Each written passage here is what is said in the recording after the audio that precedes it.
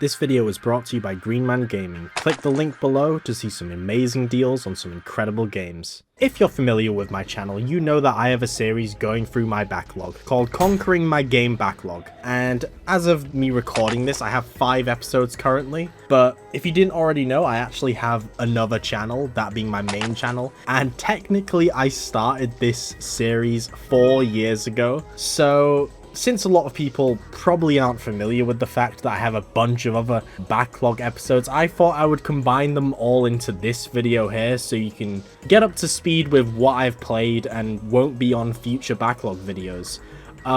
As you can tell, it's a very long video, you know, it's 4 years worth of content. You'll be able to see my editing style slowly develop and the way I talk on videos slowly change as I gradually become more and more miserable with life. But yeah, I really hope you all enjoy. I really hope you've all got some snacks or some refreshments or whatever it is you like to eat or drink while watching videos, and just sit back and enjoy me talking about God knows how many games I've played. We're starting off with a pretty big game, and technically I have already finished the first Death Stranding. I thought it was fucking horrible, but I did go into the game with a pretty negative mindset. I can't blame myself though, to be honest, with how Kojima fans make the bloke out to be the second coming of Christ. Kind of annoying, because he's not. If you don't know already, Death Stranding is a walking simulator where you deliver packages, and my dumbass was expecting so much more in my original playthrough, because, you know, it's Kojima. Whoa. I thought about giving the game a second chance, and I saw the director's cut had an upgrade button for people who owned the original already, and it was only £6, so I thought why not, and to be honest, I am actually enjoying the director's cut so far. I'm not enjoying it that much, but I don't hate it like the original. It's not even because of any changes, I think it's because I've gone in knowing what to expect this time, and I'm using this game as one of those games I can put on one of my monitors while I watch YouTube or a show or some shit, or even listen to some music on Spotify. It's quite relaxing. I also do really enjoy how the online is utilized, where you can see ladders and bridges that people have put down to help you travel through the world. I still fucking hate the BTs though. They are such a pace breaker, and I know they are kind of supposed to be there for that reason, but my god, they are fucking shit. I still don't like the story of the game at all. I find it so hard to care about any of these characters, and I don't know if it's because of ADHD or some shit, but all the cutscenes feel so dragged out and slow. In fact, there are 11 hours of cutscenes in the game. It got to a point near the end of the original where I started skipping them, but I want to try my absolute best to try and get invested in the story of the game this time. My fucking god, it's really hard. It's so fucking boring. Honestly though, who knows? I may end up loving the game in the future when I get much further into the director's cut, but we'll see. We will see. Learning to love Death Stranding. Future Proxidist upload, oh yeah. I've always found the Warhammer 40k universe really cool. In fact, I'm actually so excited for Warhammer 40k Dark Tides, the game being made by the fellas who made Vermintide 1 and 2, which are both bangers in on itself. But before Dark Tides comes out, I decided to check out Necromunda Hired Gun, and holy shit, wow, the game completely nails the aesthetic of the 40k universe. You can tell it was made by people who are definitely passionate about it, and I mean, they're just clearly talented as fuck in general in terms of modelling. Just looking at some of these weapons gives me an aneurysm at the idea of the process of modelling and texturing and animating these bad boys. I mean, some of the weapons I've made, I fucking struggle with them, and they look like fucking Roblox guns. So I can't imagine how long these fucking took. The gunplay is absolutely meaty, as you would expect with weapons that look as chunky as this. And in general, it's one of those first-person shooters where you feel like you've snorted a load of cocaine. Everything is going at 1,000,000 miles per second. And all of this would be incredible if it wasn't so goddamn janky. Now, a bit of jank isn't too bad in games, but my god, it feels like there was just absolutely zero refinement put into the game. To be fair, I think it was made by a pretty smallish team, and with how good it looks, I doubt they had the time. Still though, it's ridiculously janky, from the takedown animations to the horrible UI, and even the movement and guns feel a bit janky too sometimes. Nothing beats how terrible the voice acting is though, my god. How many of you are there? Go to hell! I'm in it.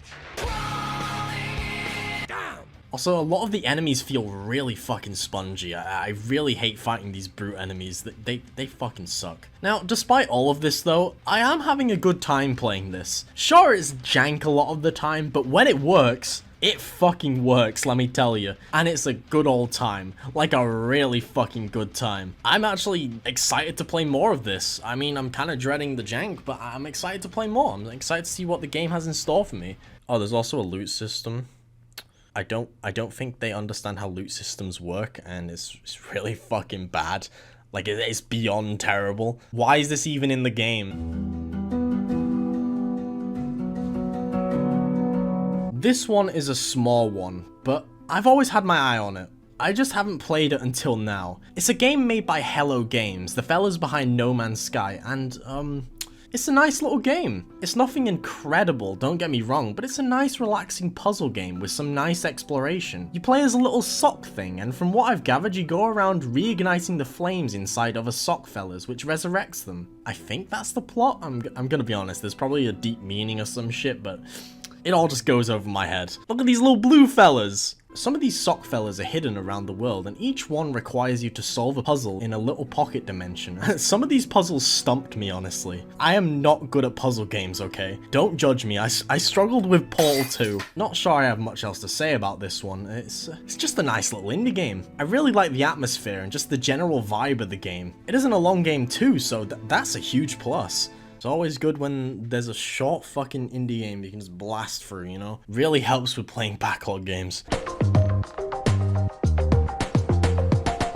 Okay, Wobbledogs is fucking awesome. I've actually been streaming this one quite a bit because I didn't think I would enjoy it that much, but my god, it's hilarious. I was gifted it by my girlfriend because she was obsessed with the game, but I didn't get it from just looking at it originally because I just saw it as another one of those management style games, and I've always hated those style of games. Well, maybe that isn't the case anymore, because after playing Wobbledogs, maybe I've just been playing some absolute shit ones, but this game is fucking great, that's all I'm trying to say. I'm enjoying this game a lot. The aim of the game is to just go against God and create some absolute abominations. That's horrifying! You do this by making your dogs mutate, and then when they've mutated enough, you breed them with another that has mutated in a completely different way. And, that kid usually comes out looking pretty funky. Oh, and the music that plays when you're breeding them. It's fucking awesome.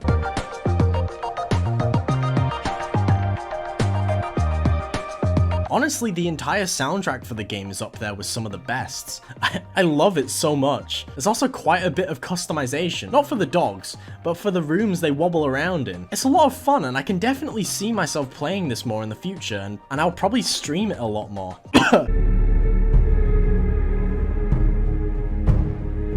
Ready or Not is fucking scary. Like, I'm not even joking, it might as well be a horror game. Not because of any monsters or anything like that, but because the stakes are extremely high constantly, so you're always on edge. Plus, the game is hard as fuck. This one's a wash. Ready or Not is a SWAT game, and your goal in the game is to go into places and neutralize threats, save hostages, and find meth or some shit. I don't really know. Gonna be honest, I never make it far enough to really know what's going on because some twat always shoots first. Ready or Not is a co-op game that I plan on playing with my friends at some point, but luckily you can play it in single player, which is what I usually do. In single player, you aren't alone luckily. You have 3 AI partners who aren't actually as brain dead as you'd expect. They fucking play the game better than me half the time. I think enemies and hostages in the levels are completely randomized too, which definitely keeps things very fresh and honestly quite terrifying. Speaking of the maps though, they are extremely well made and densely packed with detail. The maps aren't that big, but I find myself getting lost in them constantly. Oh, and the gunplay is absolutely incredible. Like, I'm not even exaggerating when I say this is some of the nicest gunplay in any game. This billing has expired. Ready or Not is still in early access, and I cannot wait to see what else is in store for this game in the future. I love what Ready or Not has to show so far, although I bet I will still be shit when I play it in the future. I'm always going to be shit at this game. It's really fucking hard.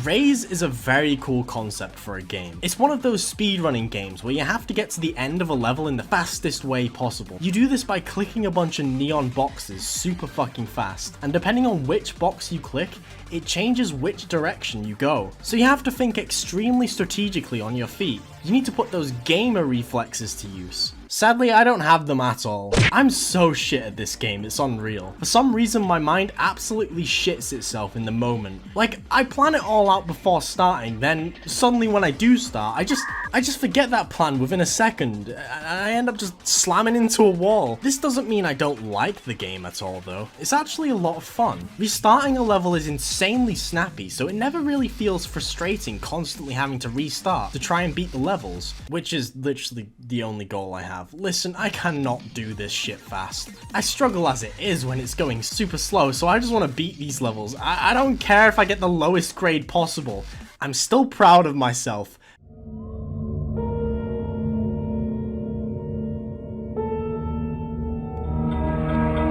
This is another game that I streamed on my Twitch channel, so sorry that you can see my ugly ass mug in the footage. Now, I hate to be a downer, but this game is the definition of style over substance. The art style is absolutely outstanding. Making Alice in Wonderland fucking creepy is a genius idea because, not gonna lie, I always found it weirdly unnerving, so this art style is completely up my alley. Like seriously, there isn't a single thing that I can say bad about the art style. I love it so much, but my god, the gameplay really brings this one down. It's an action platforming game, and neither of these parts of the genre feel fleshed out. Combat just feels wonky and pretty shallow. Some enemies are such a fucking chore to fight because of it. Like this big dude who requires you to just keep blocking him or some shit.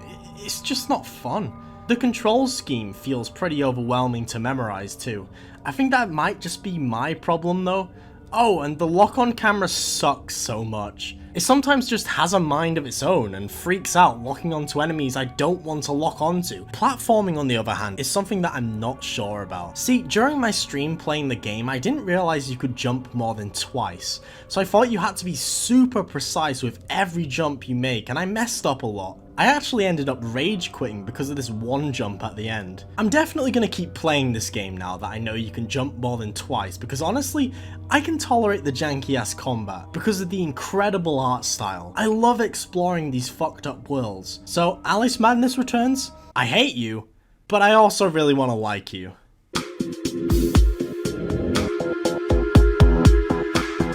This game is literally just a UK pub simulator whenever someone mentions politics. Ah, British culture. It's so beautiful, isn't it? Paint the Town Red is a game where you, well, paint the town red in your enemy's blood. It's just a huge brawl in different areas where you have to pick up different items around the environment to literally murder everyone there. Like seriously, none of these Minecraft looking ass people are on your side. Sometimes they do fight each other though, and that's when I pretend that they're my friends. There are some modifiers you can turn on to spice up the game a bit, like this one that literally turns it into super hot. Oh, and did I mention the game is co-op? Just like with Ready or Not though, I don't have anyone to play it with. God fucking damn it. Why do I keep playing co-op games? I swear this wasn't an intentional gag. This is all just a coincidence.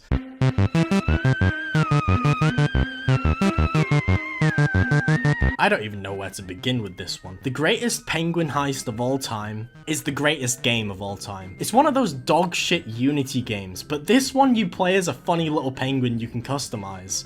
There is quite a lot of customization too, which is surprising. As your spiffy little penguin, you perform silly little heists while committing mass genocide. It's such a stupid fucking game. I mean, just look at it. Whenever you hit an enemy with the baseball bat, it makes that silly bonk sound. 10 out of 10. What can I say? Honestly, I should hate this game, but I do find it kind of funny. Just something about it, you know? It controls horribly, it looks like absolute shit, but it's weirdly fun. Plus, it's co-op. Oh, fuck's sake. Starting off this video with a real stinker. I fucking despise this game. I streamed the entire thing on Twitch and it was a miserable experience. The original Outlast is considered one of the best horror games of all time, for some reason. Listen, I really don't like hide and seek style horror games, so I didn't exactly go in with a good mindset, but I'll start with some positives. Outlast 2 has an incredible atmosphere, and it does psychological horror extremely well. especially in the school sections. But they do fuck this up later in the game somehow and turn these sections into the usual run and hide dog shit. So yeah, I really like Outlast 2 in quiet moments where you're just taking in the atmosphere. The game looks visually incredible, what can I say? That's literally the only positive thing I can say about this game. Now onto the things I fucking hated. The game is not subtle in the slightest with its gore and horror. Listen, I like gore in a horror game as much as the next guy, but a lake full of dead kids is just, yeah, I don't know, man. You also witness a fucking childbirth at the end of the game too, and I had to censor that shit with a funny image because I was worried I was gonna get banned. I was also worried about the immense amount of nudity too, but I think I managed to censor that shit pretty naturally. It's insanely repetitive too. It's all just try and solve some sort of puzzle or move something while an unkillable fucker stalks you. I know fucking Resident Evil 2 does that, and hell, so does The Evil Within to an extent, and I love those two games. But here's the difference. You have a gun in those games. You can stun the stalker by using your arsenal. I said this multiple times on stream, but I genuinely think Outlast 2 could be a sick survival horror game if you were able to get some sort of weaponry with very, very limited resources. I would love for it to handle similar to Resident Evil 7 too, because, you know, the fella in Outlast 2 isn't trained to use the weapons. He would reload slow and stuff, making you open to attackers, so you gotta make those bullets count. Sorry lads, I got a bit sidetracked there describing a better game. Now, this is a weird one to include because it's technically not even a game. It's actually a mod for Half-Life 2. But I mean, hey, it might as well be a game. It has achievements and shit, so yeah. Entropy Zero is a game set in the Half-Life universe where you play as the Combine, who, if you don't know, are the bad guys. It's always fun to play as the bad guys in games, and Entropy Zero does not disappoint. There's even snowy environments, for fuck's sake. These are always awesome. I only found out about this game recently because the sequel came out and I thought it looked cool, so I wanted to try them out. Yeah, that's literally the backstory. Okay, on to the actual game. It literally just plays like Half-Life 2. There are some new things here and there, and the UI is different too. It isn't a bad thing, because Half-Life 2 is an awesome game, so, you know, it's just epic on principle. At first, when I was playing through, I thought it was stupidly unbalanced though with the difficulty. Like, I was dying every 2 seconds. Turns out the game sent me in on the hardest difficulty, and I didn't even realize until like 4 missions in. I don't know if this was my own fault or not, but to be fair, it didn't ruin the experience. It was a short but sweet experience that took me about 2 hours to beat, and honestly, I am really excited to play the sequel. It might be in the next Backlog video, or if I like it enough, I might even make a full video about it. Who knows?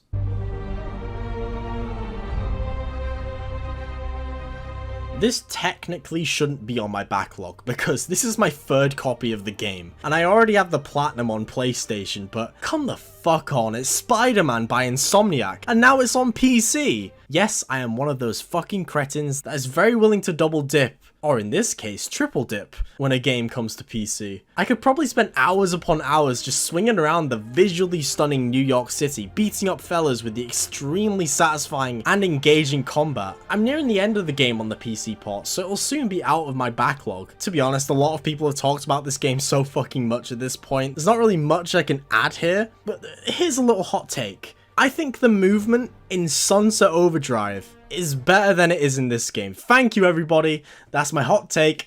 On to the next game.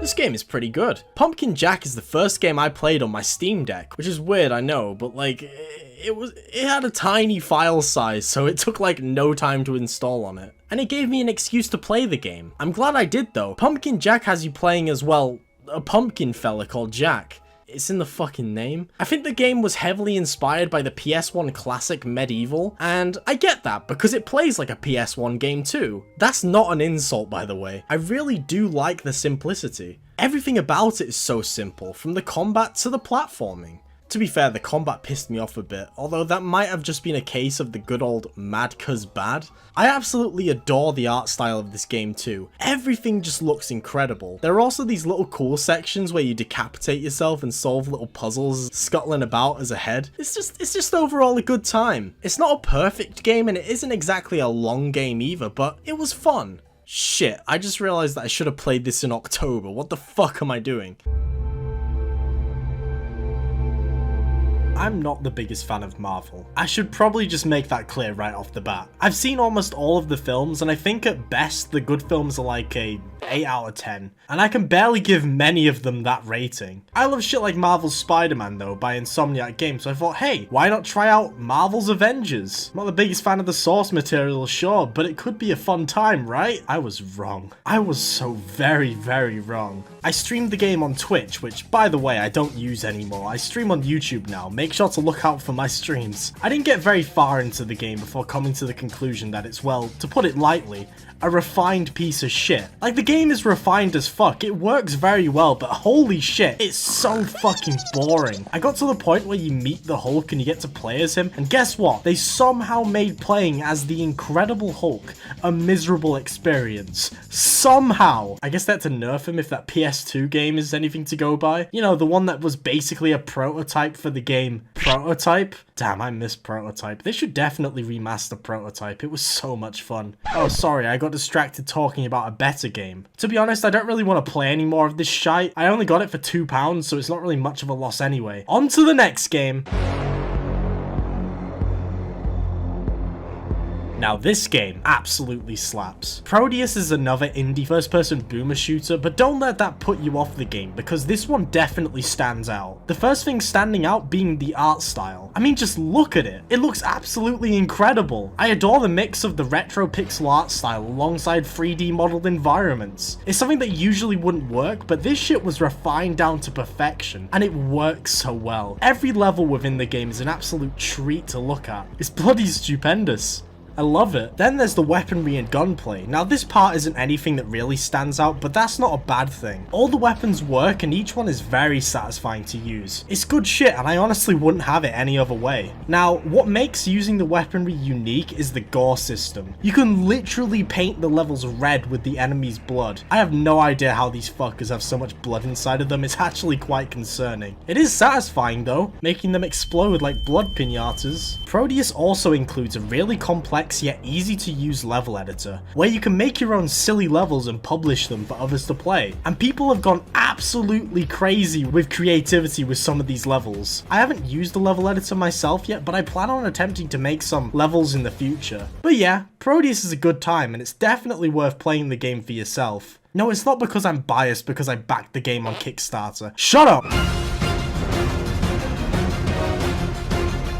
I really enjoyed Final Fantasy 15 when I played it years ago, which seems to be a pretty unpopular opinion. To be fair, I haven't really played much Final Fantasy. The only turn-based ones that I've played is 10 and 9, and I did not enjoy 10 at all. But I did really enjoy 9. I stopped playing it though for some reason. I should probably get back to that one. Well, I've never played the original Final Fantasy 7, and seeing that the remake for the game went for the Final Fantasy 15 styled combat approach, well, kinda, but not quite. I wanted to play it as soon as I could, without touching the original Final Fantasy 7. I'm a genius, I just want to let you all know that. The combat in Final Fantasy 7 Remake is a really good time. Instead of it being just holding down one button with it being flashy as fuck like in 15, 7 Remake actually requires some thought. You have to charge up a bar to perform special attacks, magic spells, or use an item. And mid-fight, you can switch between each character on the fly. Also, you've probably noticed that there's none of my actual footage playing right now, and I just want to say it's not because I'm lazy as fuck. It's because I forgot to record any footage of the game. I know that's very stupid of me. I'm sorry. I'm sorry. I know you all like silly little visual edits, so here's a smiling guinea pig as an apology. Now, with the combat being good and all, and it reminding me of Final Fantasy 15, everything sounds good, right? Well, I haven't really been enjoying the game that much. Something about it feels like a slog to me, and I'm not sure what it is. I don't really like the characters either. Well, actually, I do like Cloud, because he hardly ever talks, but every other character I find kind of insufferable at times. I am playing it in the English dub though, and usually in Japanese games, the English dub is fucking annoying, but I'm gonna keep using it anyway, because I don't like reading. I'm up to chapter 9 currently, and the game is beginning to click with me a bit, but everything before that was pretty underwhelming, especially for that fucking price tag. Holy shit, Square Enix strikes again. Square Enix strikes again. Piece of shit company. Now, I don't know if you knew this, but I'm a huge fan of the Yakuza series. I've been trying to get through the entire series, starting from Yakuza 0. I also played 7 before 3, 4, 5, and 6. Don't know, but I guess that one does kind of stand on its own, so I have an excuse. Well, Yakuza 4 was easily the biggest roadblock for me when it comes to completing the franchise. Yeah, that's right, I enjoyed Yakuza 3 more than this game, and that one is considered the worst. Something about Yakuza 4 just kind of rubbed me the wrong way. It's a content-rich game with so much shit to do, but it feels fan-made. It's hard to describe, but if you've played it, all I need to say is rubber bullets. It's easily the most overwhelming game going into it, because instead of playing as 1 or 2 characters like in the previous Yakuza games, you instead play as 4 different characters, and I only find 2 of them fun to play as. I didn't like the boss fights either, and I didn't even care for the story that much, which is insane because it's a Yakuza game for fuck's sake. I remember taking a year break from this game about halfway through it and only picking it up recently to finish it off. Also, yeah, that's why there's no footage for this one too. Sorry about that, fellas. Here's the smiling guinea pig again. Now, don't get me wrong, Yakuza 4 isn't a bad game. It's still worth playing, especially if you're wanting to get through the Yakuza franchise. I don't recommend skipping it, and hey, it gets you ready for the much more superior Yakuza 5, which I started recently, and my god, the difference is like night and day. Yakuza 4 is kind of a piece of shit, but I can't hate it because it's Yakuza. Also, look at that box art. It's stylish as fuck. Du -du -du, du -du. Du -du -du. Du -du -du. Okay, I'm gonna stop this shit now. Uncharted 4 is fucking awesome, which is weird to say because Uncharted 4 is a game that I just shouldn't enjoy personally. It has forced walking sections, it has a shit ton of cutscenes, and it focuses way more on its story rather than its gameplay for the most part. Yet, I don't know, I love it. Maybe it's because Nathan Drake is a funny, witty, likable character, and not a boring father to an annoying kid like in other Sony exclusive. Uncharted 4 recently came to PC, which is what I've been waiting for what feels like the longest time, because trying to play Uncharted with a controller, I just, honestly, fuck that. I cannot play any form of shooting game on a controller. Combat in Uncharted 4 is honestly incredible, especially with the grapple hook rope mechanic, letting you swing around shooting your gun at enemies. It's just good shit. Visually, the game is absolutely astounding too, just down to every single minute detail. They crammed so much unnecessary detail into this package. Like, look, Alima just stole Nathan's apple. They didn't need to include that. Maybe that explains why the game is over 100 fucking gigs. If I was to critique one thing about the game, I'm not the biggest fan of the climbing sections. It just feels way too restrictive and honestly pretty boring. But hey, it really doesn't bring the game down. Oh, and if we're gonna end on another positive, we cannot forget the set pieces. I fucking love these.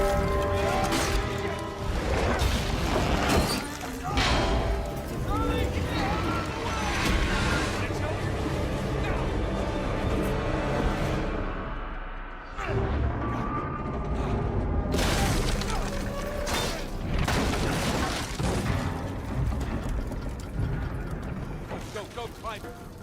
Gotta get up.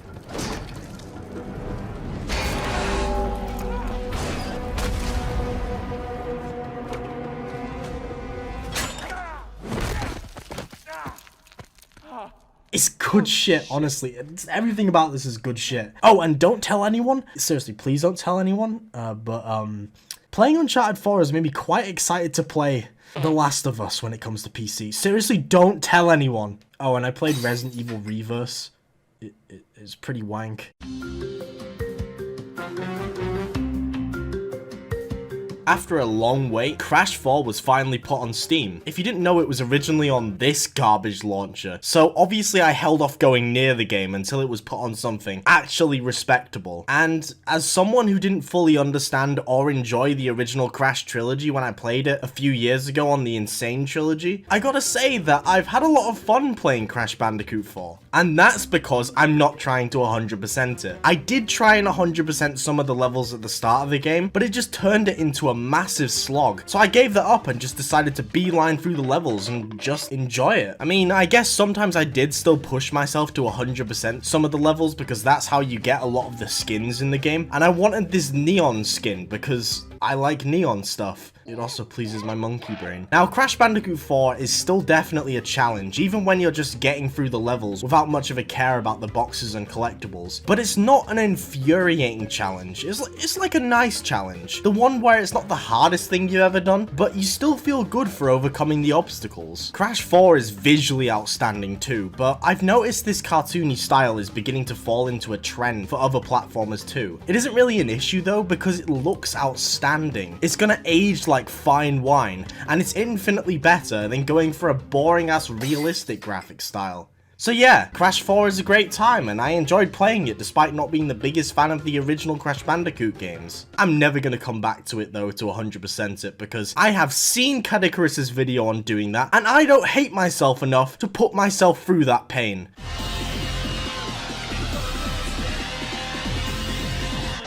Another Yakuza game down. This time, it was Yakuza 5. I'm slowly getting through this massive ass series. I'm actually already halfway through Yakuza 6 as of making this backlog video, so expect to see that one in the next episode.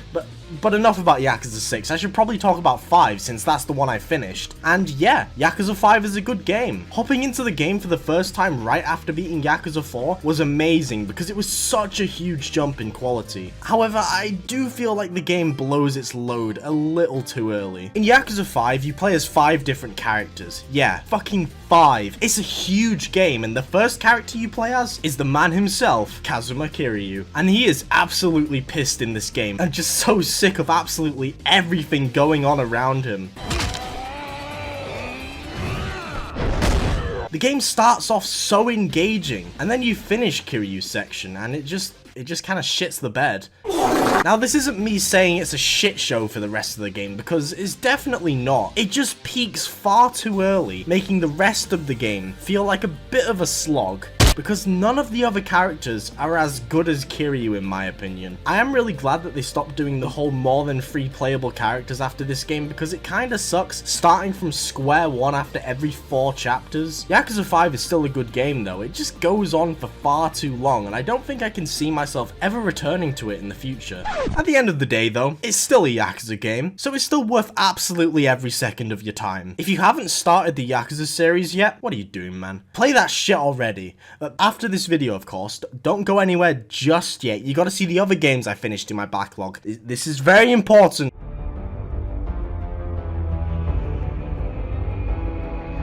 Yep, this is something new for this series. I completed a whopping 3 games in a trilogy rather than just 1. And that's mainly because the Crysis games are pretty short. Like, really short. You all know the silly little meme about whether or not your PC can run Crysis because of how visually demanding it used to be. I mean, look at it. I know it's the remastered version, but it's hard to believe that this game came out in 2008.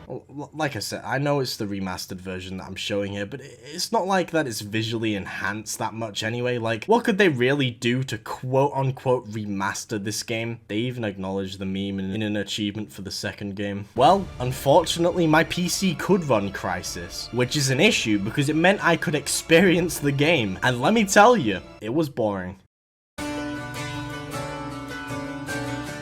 Crysis 1 is basically Far Cry. It's a somewhat open world game in a tropical setting. I mean, this comparison makes sense because Crytek were the original developers for the original Far Cry. In Crysis, you play as this super soldier guy with cloaking and shielding abilities, and because it's one of those choose your way to tackle situations type of game, either using combat or stealth, it means no combat section is really thought out, and they're all just kinda dull. Well, apart from the set piece sections, but they all boil down to the same shit as well, unfortunately. I just didn't really have a good time with the first Crysis. I did end up having a better time with Crysis 2 though. Rather than it feeling like a game trying to be something else, Crysis 2 felt like the series had finally found out what it was trying to be. It's a far more linear experience with a lot of the same mechanics, but I mean, hey, if it ain't broke, don't fix it. It's a bit longer than the original Crysis 2, despite it being far more linear, but it felt like they started to run out of steam a bit near the end, and it just becomes a bit of a slog, unfortunately. It's still an absolute looker though. I mean, just look at it. They somehow managed to get this to run on a PS3, by the way. And then finally, there's Crysis 3. It's literally just both of the games combined,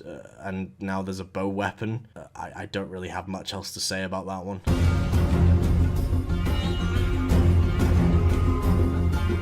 So in my last episode of this silly Backlog series, you may have remembered that I played Uncharted 4. I played it on the PC version, which also came with this Uncharted game, and you know what? I may actually prefer this one to Uncharted 4, but only by a little bit. Like, it's so close that depending on how I'm feeling on a certain day, my favourite one out of these two will probably change. Anyway, I'm gonna talk about Lost Legacy now. It's fucking awesome. Now, I went in with pretty low expectations because Lost Legacy has you playing as Chloe Fraser rather than the beautiful, charismatic hunk of a man, Nathan Drake. But damn, Chloe is a really awesome character. I know it's not because she's British. Now, don't get me wrong, I still prefer Nathan Drake, but Chloe is still a brilliant character in cutscenes and with her dialogue during gameplay. I love her relationship with Nadine, who was actually a villain in Uncharted 4. Ooh, what a twist. The general gameplay loop is very similar to Uncharted 4. It's very obvious this was a lower budget spin-off style game where they could get away with experimenting a bit more, like with the little open world section near the beginning of the game. Now, I hate open worlds, but I loved exploring this area because it wasn't an empty, barren wasteland that was huge for absolutely little to no reason like most open worlds. Around almost every corner there was something to find, something for Chloe to comment on, and all sorts of collectibles. The rest of the game does follow the same Uncharted formula with its bombastic set pieces, but this section was a massive breath of fresh air. It made you feel like an actual adventurer without having your hand held and being told what you're allowed to do on your adventure by the developers. You truly are just set free into this place with a vehicle to do whatever. There's no mini-map, there's no markers you have to follow, you just need to look around the environment and take it all in. It's genuinely such good shit. I had an incredibly good time with Uncharted Lost Legacy, but I almost dropped the game entirely because of this one puzzle. Fuck this puzzle. I hate it. I genuinely hate this shit.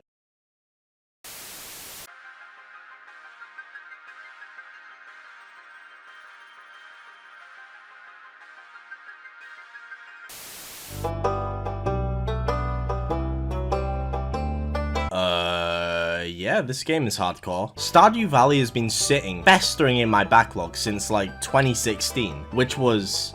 oh, that was a long time ago. It's been sitting there because Stardew Valley had never really gelled with me. I never understood it because it didn't have guns and violence. So it was only really recently where I fully got into it thanks to my girlfriend constantly asking me to play the game with her because she loves the game. Like, loves it to the point of 100%ing the game. She's insane. I'm glad I gave the game another shot though because I enjoy it quite a lot now. Honestly, I still don't fully understand the game, and by that I mean all of the farming shit, which is probably one of the biggest parts about the game because, you know, it's a farming game. The stuff I like to do is fish. The fishing minigame is so satisfying. I adore this shit. I also like to go around befriending all of the villagers and seeing their silly little befriending cutscenes where you learn how much of a fucking freak they are. Abigail is such a loser. Imagine going out by yourself and playing an instrument all by yourself. Like, I don't know why anyone would do something by themselves, you know, all alone like a fucking loser. Linus, the homeless guy, has a really suspicious friendship cutscene.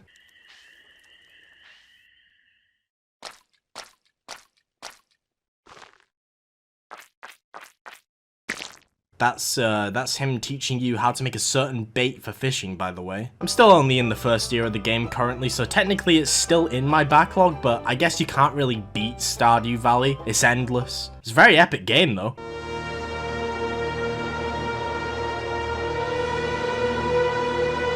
When I first saw the announcement of Solar Ash and God knows when, I thought the game looked really interesting, especially since it was a 3D game created by the person who made Hyper Light Drifter. It just had a lot going for it, straight away. Then I instantly forgot the game existed when it was announced as an Epic Game Store exclusive.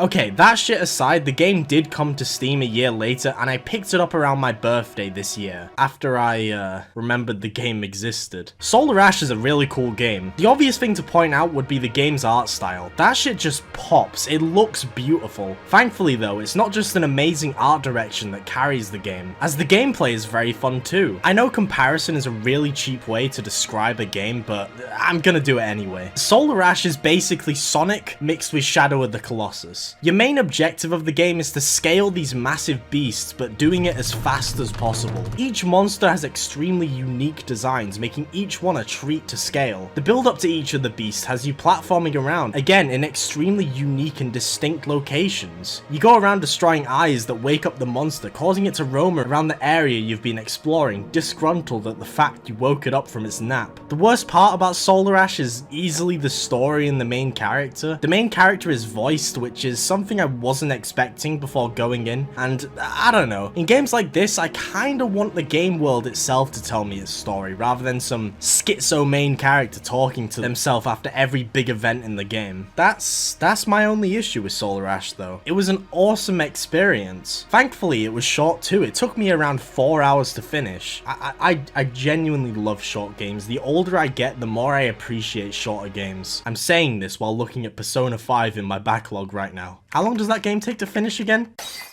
Oh. I do plan on coming back to Solar Ash to 100% the game, but yeah, overall it was a good time, and I definitely recommend checking it out.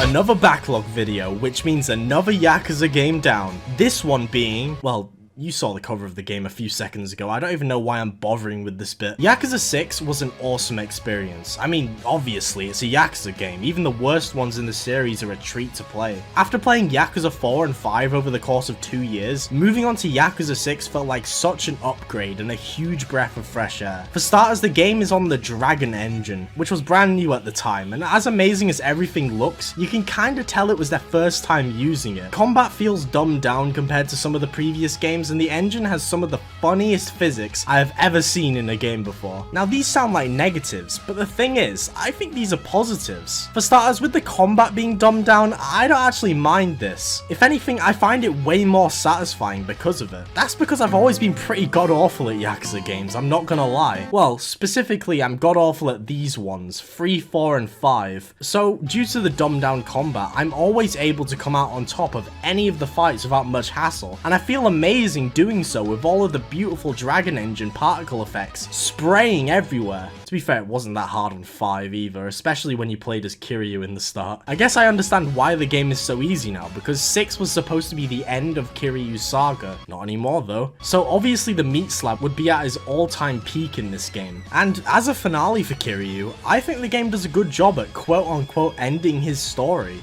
I mean, the story is a Yakuza story, so you know it's good, and yeah, it's a Yakuza game. I don't know how many times I can say that. You should play it. Just play it. I've already played 7, by the way, so that won't be appearing in a backlog video, but guess what might be?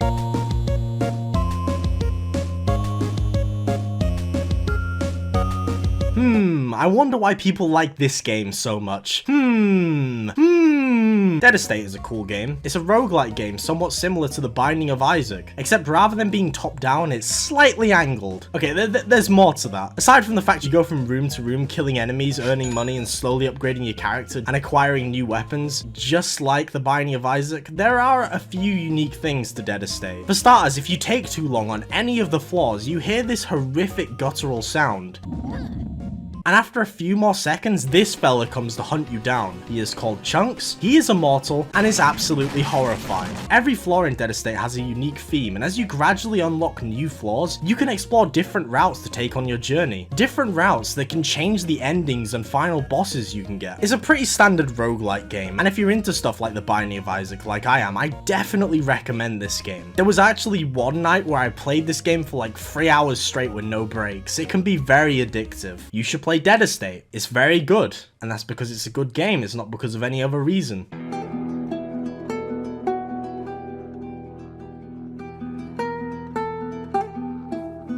Before I talk about The Last of Us itself, I need to clarify that I played this on PC. So if some things look like absolute dog shit, well, that's because the PC port is absolutely terrible and I had to play it on the lowest settings. It is easily one of, if not the worst PC ports I have ever experienced in my entire life. It's actually quite embarrassing considering the fact it was Naughty Dog themselves who ported it. So much for that Naughty Dog quality assurance, right? It came out a few months ago and since then it's had like 100 gigabytes worth of for patches in an attempt to fix it. It still stutters like shit though, especially during action-packed cutscenes, and I absolutely hate that this happens because honestly, I really like this game, which is a huge surprise, I know, especially if you've seen my content before and my opinions. When I first started playing the game, it didn't really click with me at first. I kinda just thought it was baby's first survival horror game, but oh man, it's so much more than that. The gameplay and combat is a lot of fun, especially the melee. Something about these combos and takedowns are just, oof, they're lovely. I mean, they all boil down to you just spamming F, but shh, they're satisfying regardless.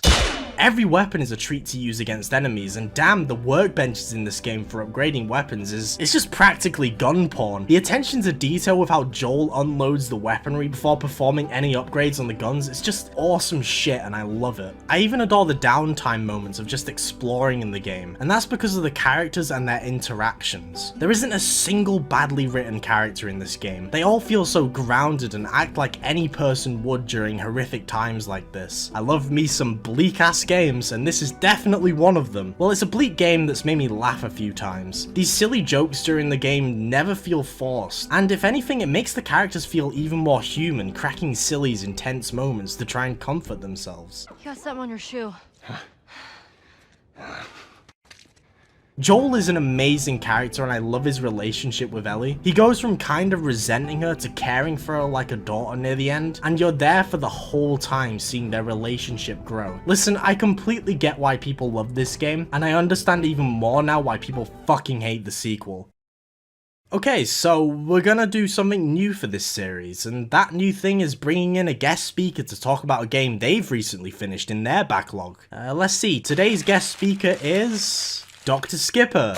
Take it away. Hello, all you cool and lovely people. My name's Skipper, and today I'm going to be talking about a game, because I'm a gamer, and I play games. I've been on a Guardians of the Galaxy binge due to the third film's release, and recently I was making a video, so I was like, you know what? I see that the game's on sale on Steam. Let me just try and play it again. Last time I played this game was a long time ago in 2021. I bought it on PS5 because I was guilty for only playing Spider-Man on that. Like, for real, it just collects dust most of the time. And given that this is a single-player game, I was like, you know what? Let me just sit on my couch and chill. I was originally skeptical because I don't like the Avengers game at all, so I thought they were gonna, you know, destroy the Guardians of the Galaxy thing, and I was like, oh, this is gonna suck, but I wanted it to be good in the back of my mind, and I had this hot take back then, and I still have it now. I really like Guardians of the Galaxy. Avengers was really bad since it was a tacked on live service with tons of nostalgia baity microtransactions. It was only created to make money off the Marvel name, but much like the first film by James Gunn, the Guardians of the Galaxies are seen as a bunch of nobodies that creative people tend to make somebodies out of. The game is pure single player from beginning to end. You can get every suit for free just by looking for them, and with such an ethically safe game, it's no surprise that a lot of love was put into it. The gameplay can be boring at times. It's not as bad and janky as the Avengers game. Playing as the Hulk is just, oh my god. But otherwise of its gameplay, the most shocking thing is that it has such good writing and story. It's so good that I feel like you're playing a Guardians of the Galaxy movie from the MCU. Well, that's my 2 cents of a game I played recently. Thank you for listening to me, and goodbye.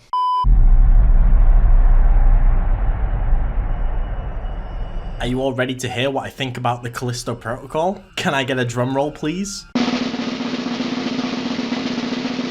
It's alright. Yeah, that's it really. I don't think it's great. I'll probably never replay it ever again, but I don't think it's bad either like a lot of people have made it out to be. It's like a 6.5 out of 10. Maybe a 7 out of 10 on a good day. Now there's a lot of things I did enjoy. For starters, I genuinely loved the setting. It being set in a high-tech prison on some dying planet is a really cool idea, but I don't think they take full advantage of the setting. A lot of it feels very samey, and I think that's mainly because of these.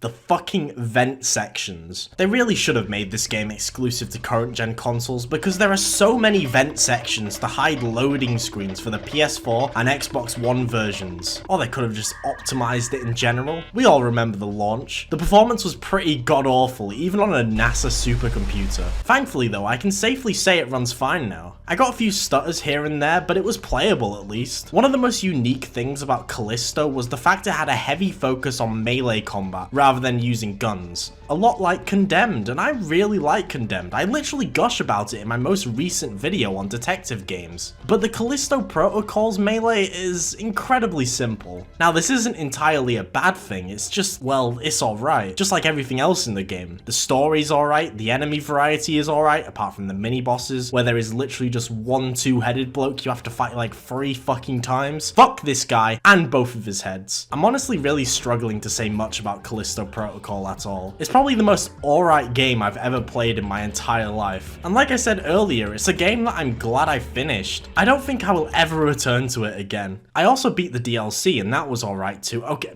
I'm sick of saying the word alright. I've said it 7 times already. I've been counting. Cult of the Lamb is alright. Pretty good. Yeah, it's pretty good. When I first saw Cult of the Lamb, it really stuck out amongst everything else that was announced at the time. And obviously that was because of the incredible art style and direction. Honestly, I think that's what caught almost everyone's attention. I love it a lot, but sadly it didn't carry the game for me. Cult of the Lamb is a mix of 2 genres. On one half, it's a base management-esque game where you run your own cult and look after your members, which includes sweeping up their shit because they just shit on the ground for whatever fucking reason, the dirty twats. The other half of the game is a Binding of Isaac-esque roguelite mode, which is where you get most of the resources needed for your base. At first, I had a lot of fun. It was absolutely perfect to play on my Steam Deck, but after a few hours, that's where the cracks started to show for me. And by a few hours, I mean 5 hours. And that's because Cult of the Lamb is trying to be 2 games in one. Neither of the genres it tries to be are in depth enough to be interesting for a long period of time. And also I already don't really like base building management styled games, so it was already a losing battle. And because of that, I got bored of the cult management pretty quickly. What's depressing is that this is probably the strongest part of the game, because the roguelite side is incredibly shallow. I wasn't expecting Binding of Isaac depth here, but I was at least hoping for a bit more. There are 4 different biomes you can explore and they all play the exact same. The only difference being enemies and mini-bosses. But that's not saying much considering the mini-bosses have like 2 different moves each. They're just not interesting to fight. The combat isn't enjoyable either. This might be a skill issue, but I've been hit so many times just because I cannot tell what the fuck is going on during fights. It's just so visually noisy. The charming art style is what carries this game, because without it, I don't think many people would like it as much as they do. I feel like I'm being super harsh here. Don't get me wrong, it's still pretty good. It's just after 5 hours, I don't see myself coming back to it again. I think I've played enough of it to know it's just not for me. Also, life's too short, and I have so many goddamn games in my library. I can't waste my time forcing myself through shit I don't enjoy. I love Miles Morales. Just like with Spider-Man 2018 on the PC, I double dipped with Miles Morales. I already finished the game on PS5 beforehand and I thought, fuck it, I loved it so much, I might as well buy it again on PC. I also did the same with Ratchet & Clank Rift Apart. I think Insomniac might be my favourite company out there, despite the horrible overlords that own them. Here's a little hot take. Can I get another drum roll, please? Thank you. I think Miles Morales is better than Spider-Man 2018. Yeah, I said it. I fucking said it. Miles Morales is a much shorter game than Spider-Man. There's way less content, sure, but that also means there's less filler. There's no MJ sections at all. It's just good old Spider-Man action consistently through its short runtime. It also takes place during Christmas. Listen, I'm a sucker for snow in real life and in games, so this is already better than normal-ass New York for me. There's the brand new mechanics unique to Miles, like cloaking and the Venom powers. I adore the Venom powers so much, man. It helps expand the combat, letting you use these special moves that look flashy as fuck. You can also use them during traversal to speed things up with a boost upwards or forwards. There's even some smaller things that I prefer, like Miles' animations. The guy is clearly nowhere near as confident being Spider-Man as Peter, so he's way more flaily with his movement. Even with his takedowns, there's little minor animation details to show he's still new to this. Of course, we can't forget the exaggerated swagger of a black. I 100%ed Miles Morales on PC. It was awesome. I also did the same with Rift Apart. Keep putting your games on PC, Insomniac, because I'll buy them all at full price like a dumbass. Exoprimal is a PvE PvP game where you control an exosuit with a variety of different abilities and compete against other players with killing dinosaurs and moving a payload. Oh god. Okay, to give the game credit, it can be pretty fun, mindlessly killing random ass immense swarms of dinosaurs with a variety of different weapons. It reminds me of the mindless fun of the Earth Defense Force games, but the fact it basically relies on other players being active, and this is the player base currently at launch, yeah, kinda disregards any credit I can give. Exoprimal is a game that nobody asked for, and I'm not gonna beat around the bush here. It will flatline in a month or two, maybe 5 months if I'm feeling generous. It's a game that was made because of a plague spreading around the industry currently. And oh yeah, look at that, it's slowly coming onto the screen. Okay, just wait for it, I have an awesome effect ready for when it gets here. BAM! Live service games. Capcom heard the community begging, and I mean literally begging, for a Dino Crisis remake. A slow, methodical survival horror game where you face dinosaurs. And they thought, these people clearly like dinosaurs and they seem desperate as fuck. So, let's make them rain from the sky, which is gonna be a metaphor for the money raining down on us from our epic, awesome live service battle pass system. They knew what they were doing. There's even a character that looks like the main girl from Dino Crisis. Oh, I can't forget the fact that they've monetized the fuck out of this shit right out of the gate with a battle pass. A battle pass that you don't even get from buying the base game. Did I mention it costs £50? Don't worry though, because just like with any battle pass, there's a section for free where you can unlock, well, literally nothing for 30 levels. But it's okay, because you can get this sticker. I've always wanted the Skull Soldier sticker. Thank you, game. I don't plan on ever returning to Exoprimal, and I don't think it'll last long enough for me to do so anyway. This backlog video has been kinda negative so far, so here's an awesome game that I played. Turbo Overkill. It's another retro first-person shooter, but don't let that put you off. Turbo Overkill goes above and beyond, making it stand out amongst the sea of them. I'll only be showing footage of Act 1 in this section because I don't want to spoil how crazy shit gets later. The game takes place in a futuristic cyberpunk setting, and it takes full advantage of that, especially with the weaponry and the main character. The bloke you're playing as literally has a chainsaw leg that you can use when you slide. The slide is actually viable in combat. It's actually really good too. This game is awesome. Every single weapon is a treat to use, and they all have some sort of extra gimmick attached to them. There's your standard shit like a double barrel shotgun, but the one in Turbo Overkill is also a grenade launcher. A small detail I like with the weapons though is when you're out of ammo, your character just holds his middle finger up constantly with the equipped weapon that's empty. It's a very nice and polite way of letting you know you need to find some bullets. There's also vehicle sections that aren't shit. Listen, it's just an incredibly good game. And if you're a bit curious what Act 2 is like, well, here's a little spoiler to what it looks like. Yeah, pretty fucked up if you ask me. Okay, it's time for the guest speaker to talk about the game they've recently finished in their backlog. And in this episode, who is it? Let's see.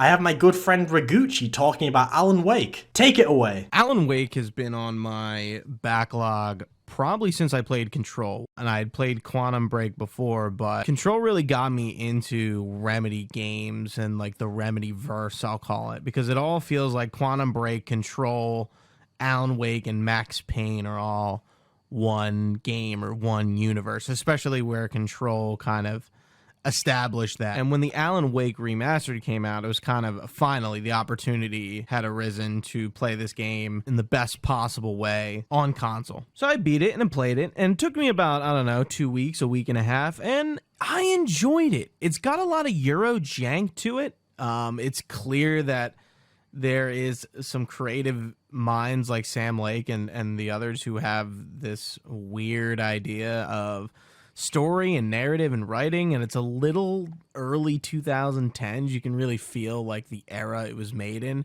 but it gets kind of serious and more dramatic as the game goes, and I find that really appealing. And I really enjoy the gameplay loop. For some reason, focusing down enemies with the flashlight to sort of take their armor down and then blasting them away is not really something you see with every game. I mean, of course, there are enemies with armor, and you have to whittle them down to kind of reveal the the health or the unarmored version of them to be able to kill them. But this is every enemy in the game, and there's not a lot of progression systems, but I just kind of found the gameplay loop engaging, even though it is quite repetitive. The game does feel a little aged, though. I'm not gonna lie. It's a simple like point and shoot third person action game. There's like almost nothing to it powers-wise. Like, the gameplay is just shooting. There really isn't much here. But the story, I think, is where this game kind of separates itself from other titles of the time. I feel like this is very much a cult's classic game. I know a lot of people who really liked it and were really into it when it first came out. I think because there was really just nothing like it. You play as obviously Alan Wake, you're a writer, and your story, quote unquote, a story that you wrote is sort of coming to life, and Alan Wake is trying to essentially figure out what's going on while at the same time trying to rescue his wife, Alice. And I think it makes for an interesting setting. I think it does a lot of things uniquely. I think just the themes it explores are not themes or characters or even professions that video games explore. What game do you know that takes place from the perspective of a writer, of a novel writer? It's just kind of interesting. And I'm really excited to see what Alan Wake 2 is going to do. Obviously, it's going to blow Alan Wake 1 out of the water just on principle, right?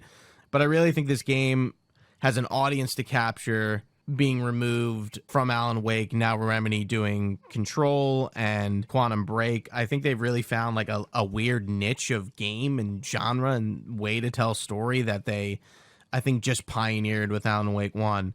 I'm still going through the special episodes and I'm going to get all the achievements, but I've really enjoyed my time with Alan Wake. It is a fun little romp. Not taking it too seriously, but yeah, I'm having a great time with it. And it's only $30 retail, but I got it on sale, so that was good.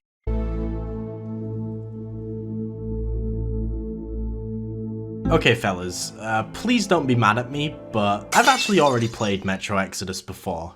I know, but let me explain myself here. I played it back in 2019 when it came out, and I thoroughly enjoyed it. But see, here's the thing. That was like 4 years ago. I barely remember anything from the game. A few years after, if you owned the game, you were given the Enhanced Edition for free. But see, I wasn't able to play it because it required one of these fancy-ass new RTX cards. I had a 1080 in my PC at the time, so it was just incompatible. I couldn't even open the game. That is until now. I got a new PC pretty recently with absolutely disgusting specs, and now I can finally play the Enhanced Edition in all of its ray tracing glory. I honestly didn't remember anything going into it, which is why I'm including it in this backlog video. So what did I think of it after 4 long years? Well, it's still really good, but holy shit, it's jankier than I remember. In terms of atmosphere in its world, Metro Exodus is quite frankly one of, if not the most immersive games I've ever played, and the Enhanced Edition truly enhances that. You get it? The UI in the game is very minimalist, with everything important being shown to you on Artyom's arm, like the time of day and radiation levels. The usual shit that's important while exploring a post-apocalyptic world. That immersion does get broken though by the jank and bugs, but 4A, the developers, aren't exactly the biggest studio. Yet despite this, they still did an amazing job with this game. Metro Exodus was a new take on the Metro series. In the first 2 Metro games, it all took place within these dark linear tunnels, and honestly, I wasn't the biggest fan of these 2. Mainly because of the lack of an FOV slider. Like, what the fuck, guys? Why wouldn't you include that in a first-person game? What made Metro Exodus different was the fact that the game took place in fairly open areas where you're free to explore. Now, usually I don't like open world games, but in Metro Exodus, they aren't big enough to get annoying, and there's quite a good amount of points of interest to explore along the way to main objectives. Not to mention the variety of the open areas. I never thought I'd be exploring a desert in a Metro game, but hey, you gotta expect the unexpected nowadays. I can't really say much on the story of the game because I don't really care for it, if I'm honest. I just like the immersion, honestly. It's unlike anything I've ever played. It's actually made me really excited for Stalker 2 to come out. I've never played the original games because they just look way too janky and old for me. I'm very sorry, diehard Stalker fans. Despite the gimmick of Exodus being open world, my favorite sections of the game are the linear areas. You just can't beat refined curated sections where the developers know exactly what you're going to be doing and seeing. My favourite level is this one just after the first snowy open world where you're ambushed by cannibals and you have to fight your way through this horrifying base filled with corpses and rotting bodies, all the while you hear this awesome music blasting, hyping you up as you go. You're not getting away!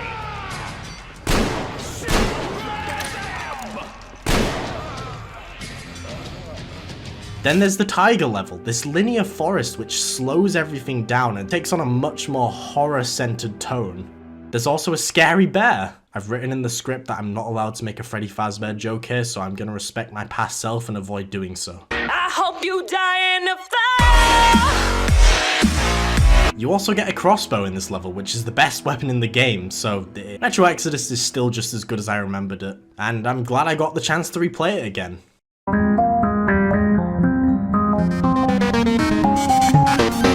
I was recently sent a VR headset by the company Pico. They specifically sent me a Pico 4 headset, and holy shit, this thing is amazing. It's opened up an entire new world of games for me. I can finally get up close and personal with Freddy Fazbear. Fuck me though, VR games are expensive. So how about I play a free VR mod for a game literally everyone owns? Half-Life 2 VR. That's right, you can play the entirety of Half-Life 2 in VR. It is absolutely amazing. It's so incredible being immersed in City 17, being able to actually witness the scale of everything. The footage you're seeing doesn't do any of this shit justice. You really need to have the headset on for yourself. Huh? Anyway, this section isn't actually about Half-Life 2 VR, instead it's about another free mod for the game.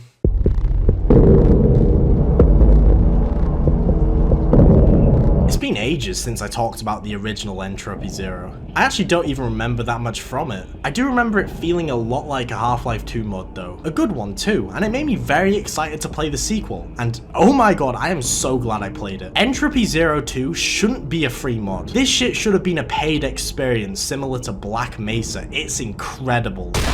Unlike in the original game where you're playing as a Metro Cop, which is like the lowest form of Combine you could be, you're instead promoted into becoming an elite Combine, decked out with brand new shiny white Supreme armor. I like how that gives lore reasons for the HUD being overhauled too. It's cool shit. I love it when games do that. There's a lot of new things in Entropy Zero 2, ranging from small things to huge overhauls. A small thing that was added that I love is a kick, which allows you to breach doors and just kick physics objects about like a mug that's easily entertained by the stupidest shit, like me. A huge overhaul in Entropy Zero 2 is the gunplay and animations. The developer Breadman, yes that's his name, went all out on improving the gunplay.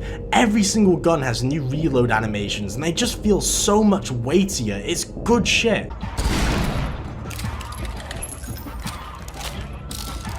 Oh, this is beautiful. There's a lot of sections where the game tries to fit into events that happened in Half-Life 2, and even try to fill in the gaps of what could have possibly happened in Half-Life 2 Episode 3, while also connecting the universe to Portal. There's a section where you have to escape an abandoned Aperture testing chamber with a huge abomination chasing you down, all while carrying around a defective turret called Wilson, my beloved. Wilson also works like the gnome in Half-Life 2 Episode 2, where you can actually carry him to the end of the game, which of course gives you an achievement, but also gives you an entirely new ending. He also has dialogue, like a lot of dialogue. Just me and the boss, back after a big raid. Yeah.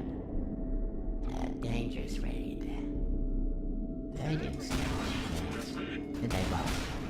No, I killed them all. Your business is appreciated. Could you let us through? Gotcha. Anyway, play Entropy Zero 2. That's all I have to say.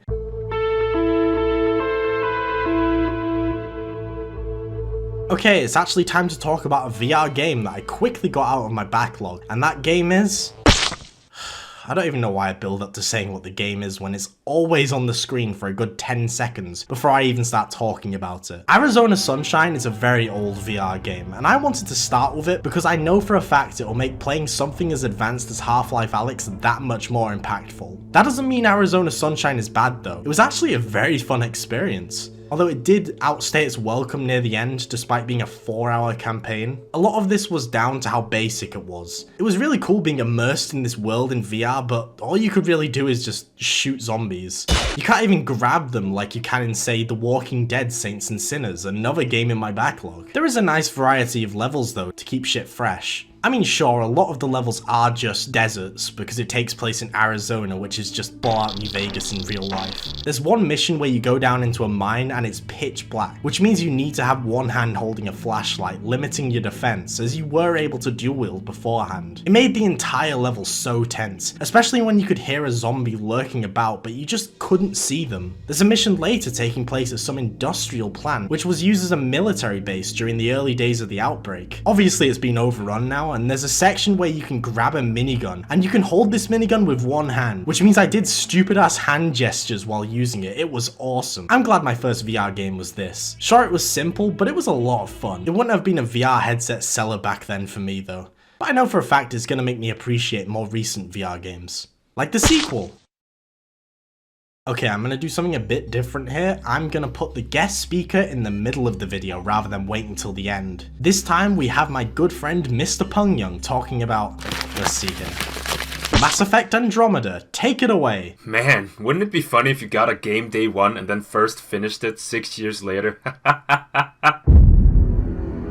Yep, that's the story with me and Mass Effect Andromeda.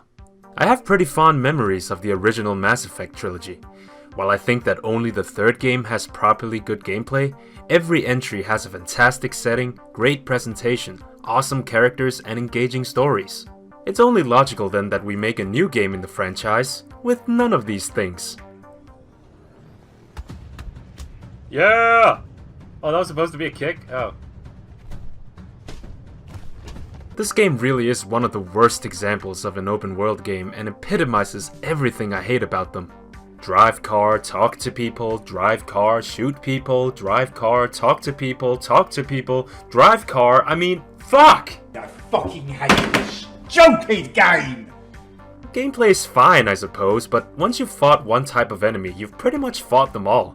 Doesn't help that you only have 3 powers at a time, and you have 0 reason to switch them out once you've found a setup that works. And the presentation is painfully generic, not at all comparable with the original trilogy. Early in my playthrough, I genuinely forgot I was playing a Mass Effect game. This game was a colossal waste of time. It's one of those rare instances where I felt remorse for playing a video game, like I could have been doing something productive. Well, at least the cutscenes are still pretty funny.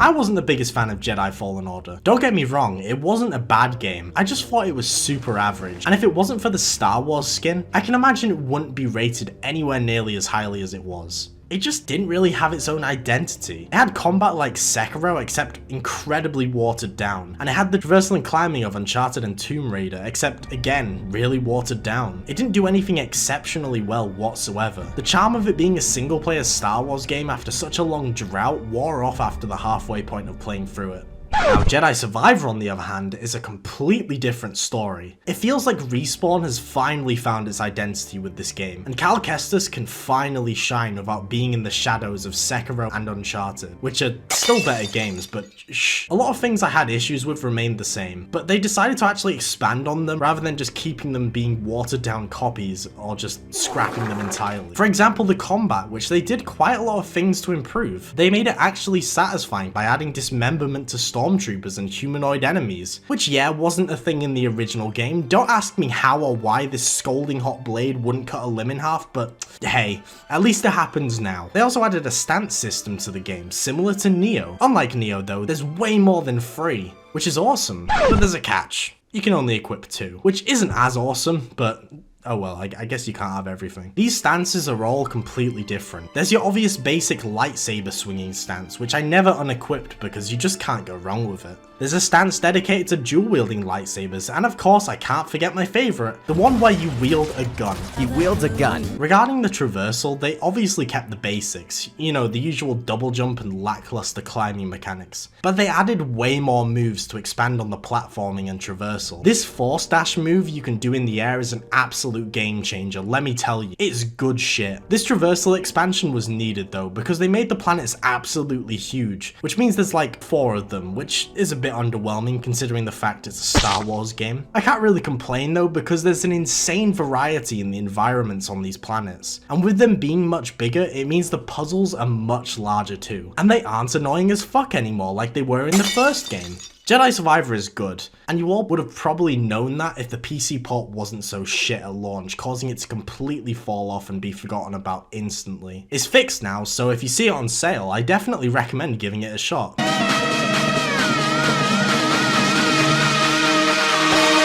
You all ready for a controversial take? Can I get a drum roll, please?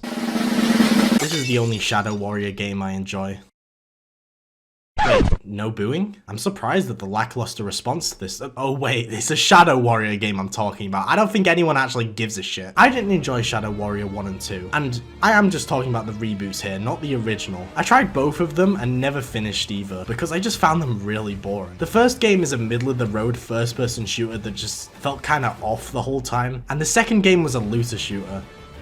I'm not even going to elaborate on why it's pretty dogshit. Shadow Warrior 3 on the other hand was inspired by Doom Eternal, the best first-person shooter ever made. I don't make the rules here, fellas. There's even platforming in Shadow Warrior 3. I like the platforming in Doom Eternal. Shut up. Shadow Warrior 3 doesn't waste your time whatsoever. The world has been destroyed by a giant dragon that was summoned in Shadow Warrior 2, blah blah blah. Who cares? You start shooting shit almost instantly, with the starting mission having you scale this giant dragon trying to take it down as the game introduces you to all of its mechanics. Shadow Warrior 3 does what Doom Eternal does with its ammo resources, where there isn't enough ammo for you to keep using the same weapon for the entire game. You're pushed to use your entire arsenal. There's also glory kills, although the difference being after a glory kill in Shadow Warrior 3, you get a one-use unique weapon from the fella you ripped the spine out of. These weapons range in quality, but some of them are disgustingly powerful. This section on Shadow Warrior 3 is pretty short because the game itself is. It took me 4 hours to finish, which isn't a bad thing because I love short games. I'm saying this again with Persona 5 just staring at me in my Steam library. I'm gonna have to get to you someday, just not right now.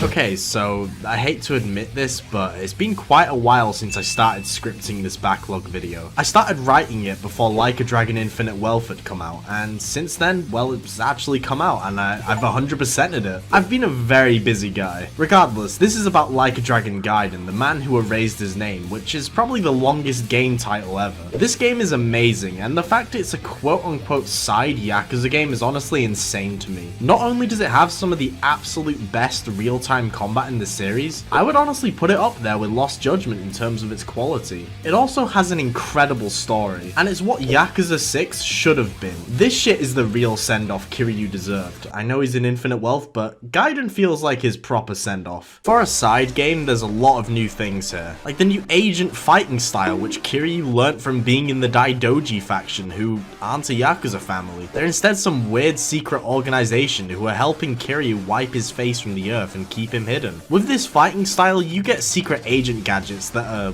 well, about as over the top as you can imagine for a Yakuza game. My personal favorite is the exploding cigarette. If you can pull the timing off with this in a crowd of enemies, it makes you feel so cool. Oh, and for the first time in the series, you can actually customize the main character. That's right, you can dress up Kiryu. In my playthrough, I dressed him up as a middle-aged Yorkshireman who's trying to dress younger than he actually is. And I kept this style for the entire game. It was awesome. Gaiden doesn't outstay its welcome either. It ends just at the right time, taking around 10 hours to finish with only 5 chapters. It means there's no filler sections that just pad out the game, which I hate to admit is a huge problem with a lot of the Yakuza games. Even Infinite Wealth has that problem, forcing you into the Dondoko Island minigame a few hours into it. Gaiden has none of that, but despite this, it still doesn't have a small amount of side content. All of the side content you'd expect for a Yakuza game is here, and just to the same amount of quality, especially with its sub-stories. In fact, I think this game has some of the best in the series. There's one where you meet Kaito from the Judgment games, and you can actually fight him as Kiryu. During this whole sub-story, I was so happy seeing my boy. It also confirms that Kiryu is canonically stronger than Kaito, and, well, that's only because he can Tiger Drop. There's even some new side content here, like the hostess minigames, which are in live action for some reason. Like, they actually hired actors for this shit to just talk into a camera and pretend they're talking to Kiryu. It's also probably why the file size is 87 gigabytes. About 50 gigabytes of that is uncompressed hostess minigame footage, I guarantee you. Oh god, I just realized I haven't even mentioned the arena yet, which could be its own entire game in itself. Listen, just play Gaiden, especially if you're a Yakuza fan. If you aren't yet, and you want to get into the series, play 0, Kiwami, Kiwami 2, 3, 4, 5, 6, and Like a Dragon first.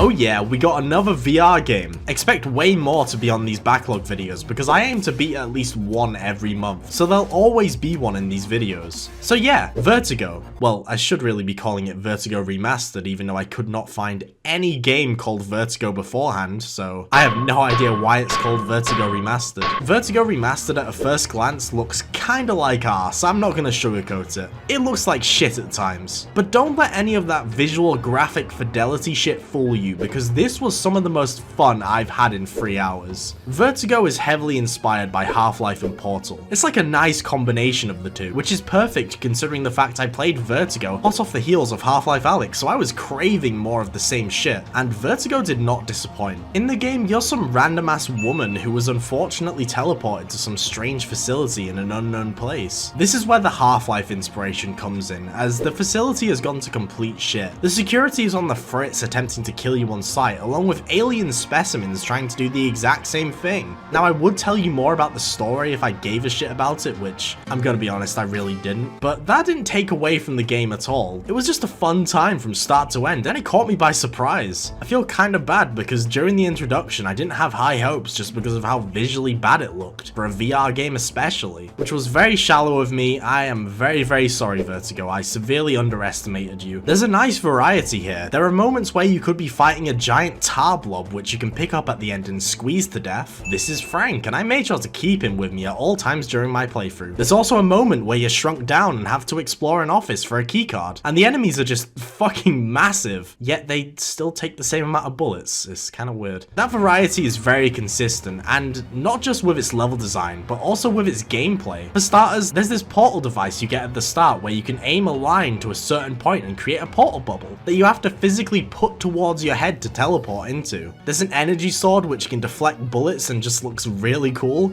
and all the guns were an absolute blast to use. I don't really know what else to say about the game, it's just awesome. It's made me really excited to play the sequel, Vertigo 2, so keep an eye out for that in a future backlog video. Oh, and I played through the whole game on call with my friend MrPungYung, who would laugh hysterically at the stupid shit I would do in VR.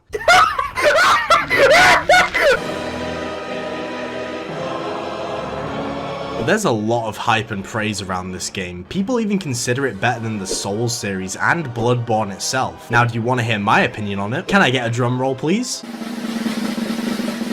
I think it's great. I give it an 8 out of 10, but you're crazy if you think it's better than Dark Souls, never mind Bloodborne. Don't get me wrong, Lies of P is a great game, like I just said. The fact it's a retelling of the Pinocchio story set in a horrific Victorian setting with Souls-like combat is just, mwah, it's perfect. It's the best adaptation of Pinocchio ever created. Don't show me that stupid ass Disney shit, show me this! Horror Pinocchio, oh yeah! There's a lot of mechanics that revolve around the whole Pinocchio shit, like being able to choose whether or not to lie to characters around the world of crap. Depending on your choice, there can be repercussions that change quite a few outcomes to quests, incentivizing multiple playthroughs. Oh, and there's this cool mechanic with the weapons where you can switch the handle and tip of the weapon with any other one, which means you can mix and match so many combinations, again adding so much to the replay value. But despite all of this sounding so amazing and perfect, I personally never want to replay Lies of P again. Don't get me wrong, I did enjoy my time with the game, like, a lot. I beat it in 3 days, I just couldn't put it down, but after a certain point, I started to get annoyed with it. The further I got into the game, the more I started to compare it to Dark Souls 2 of all things, especially with its enemy placement, because holy shit, some of these areas feel like they were just designed to be annoying and piss you off, rather than being a hurdle to overcome. Although something I can give to Lies of P, it's nowhere near as bad as it was in the Lords of the Fallen reboot. God, that game was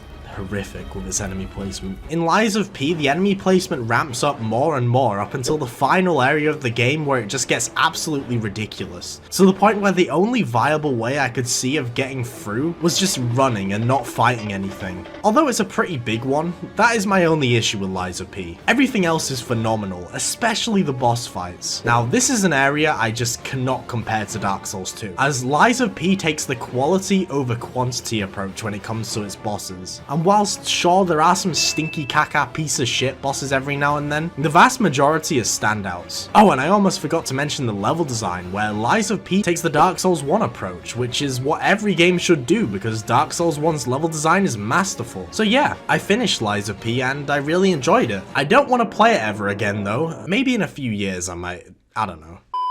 Okay, so we got another guest speaker, and this time it's my good friend the Retro Den, who's gonna be talking about Final Fantasy VII Rebirth. Take it away. Hello everyone, my name is the Retro Den and my entire thing is getting platinum trophies and completing games. When I was asked by Proxidis to talk about a game I was playing from my own backlog, I thought of talking about Jack X, which is a game I have been playing for the past week or so, but that changed when Final Fantasy VII Rebirth launched on the 29th of February, bumping it up to number 1 on my to-beat list. Despite only having around 10 hours of the game, I can clearly say this game is an absolute improvement over the first one. The game feels more fluid, the combat feels amazing as always, and the game has a huge amount of content. I mean, literally around 200 hours if you want to get the platinum trophy, which you know I'm going to grind for. This game is going to put a huge halt on my 2024 backlog, but I really don't mind since it is a very thorough experience that I can appreciate no matter how much time it takes me. One of the main reasons that led me to enjoying Final Fantasy VII Remake and wanting to play Rebirth is the sheer fact that the goober that is Tetsuya Nomura is behind the story, which leads to endless possibilities on how this game is going to end. I do need to give some credit to the gameplay because it is way more diverse than in Remake. I would like to explain how so, but my time here is short and it is really hard to explain if you haven't played the first one, so for now I'll leave you with some closing thoughts. You can play as Sephiroth, 10 out of 10, goodbye. Jusant is a quaint little game created by the studio Don't Nod, who are known for the Life is Strange series. Wait a second, Life is Strange? Now you're totally stuck in the retro zone.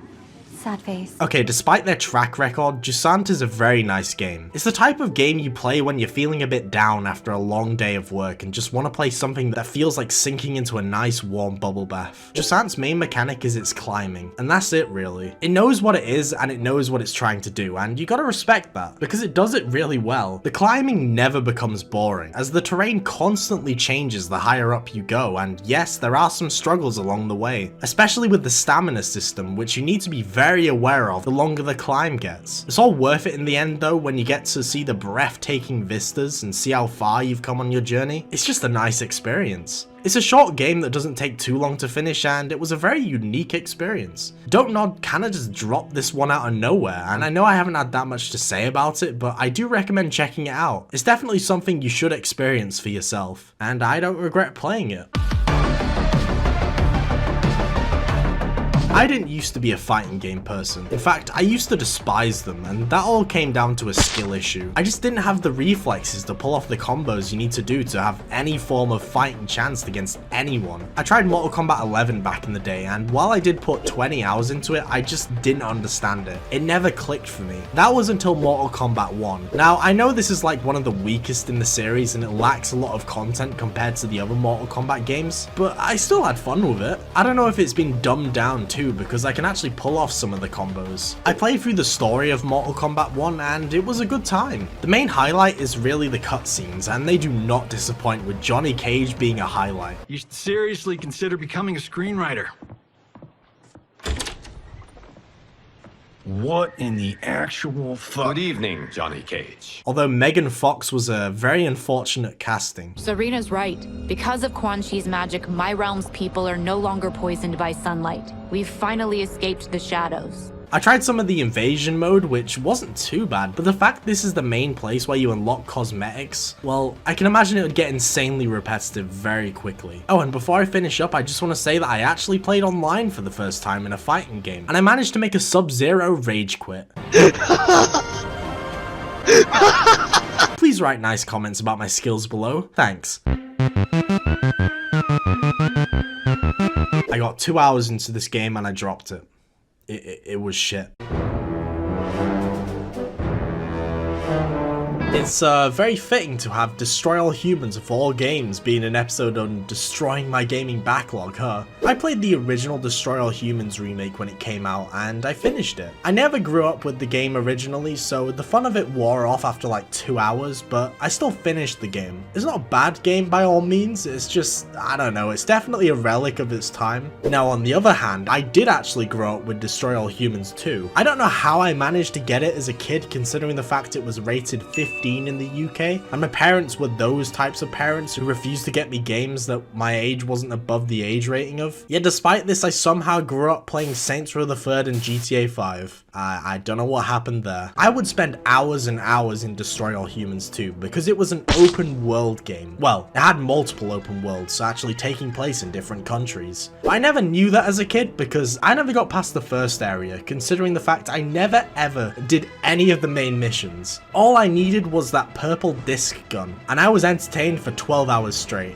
The remake looks visually great too. I love the cartoony art style. Everything is just so pleasant to look at. Even Crypto's weird pulsating paws on the side of his head. They always catch my eye, and not for the right reasons. Those things are kinda scary. But despite all of this, I didn't have as much fun playing the remake. The missions fall into the same shit as the original Destroy All Humans. You're usually just killing humans, taking over their bodies and to get information on more humans so you can kill even more of them. But this time it takes place in an open world with barely anything to do in it. This isn't me saying it's a bad game, don't get me wrong. I just think my childlike imagination and wonder has just gone. I mean, I'm 23 years old, what the fuck am I saying? Just having fun in the open world sandbox, throwing people around, laughing at the physics. That's something I did a lot as a kid, but I just can't find any enjoyment in doing that anymore. So instead, when I played it, I just focused on doing the missions, and it just felt like a checklist. It's not really something I can fix. I can't have the same fun I used to just fucking around in the open areas. I managed to get 2 hours into it, and I got to the second open area, which is literally just London, and I decided to drop the game to focus on something else. I think I might come back to it sometime in the future, but for now, it's out of my backlog and it's not a priority.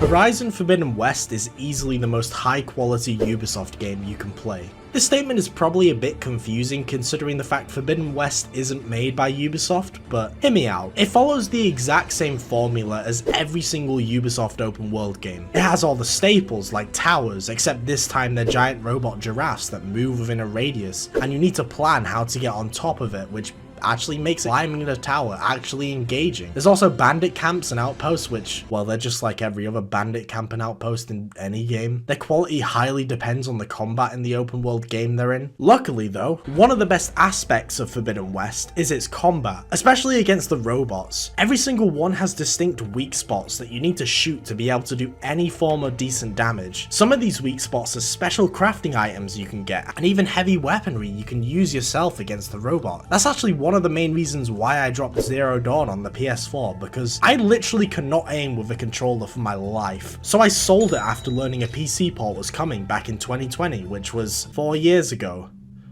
Why is time a thing? Why does it keep moving? Why can't we just pause it sometimes? I'm having a literal crisis right now, and I'm not talking about the game because I already talked about it in season 1 of my backlog series, Conquering My Gaming Backlog. Specifically, it was Conquering My Gaming Backlog, episode 5.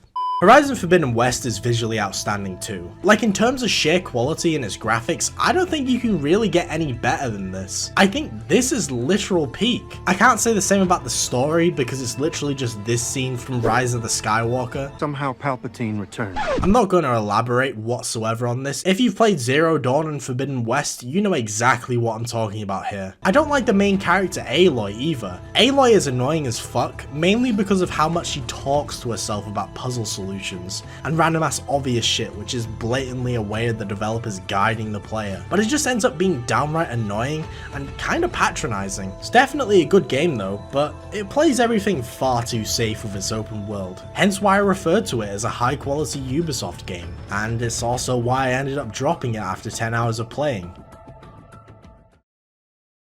One must imagine the backlog gamer happy because I'm never finishing this, but I'm trying. And the most recent game that I've gone through on my backlog, well, Fallout 4 is way better than everyone is telling you it is. Hi, it's Brad of KindOfBradAtThis, live service sucks, Mojang I do a lot of sucking. Wait, but recently, when I'm not, I've been playing a lot of Fallout 4, and I just gotta say it right away, Fallout 4 is way better than you think. I went into this game expecting, well, kind of the worst. It feels like this game was the start of the downward spiral that is Bethesda's reputation, but really, in playing it, yeah, I don't get any of the hate this game has at all. This game is kind of a masterpiece. Boston as a setting, unlike any other Fallout game, is just so alive because, you know, there's stuff to do in the world. While I've enjoyed other games in the series, I mean, New Vegas, I love you.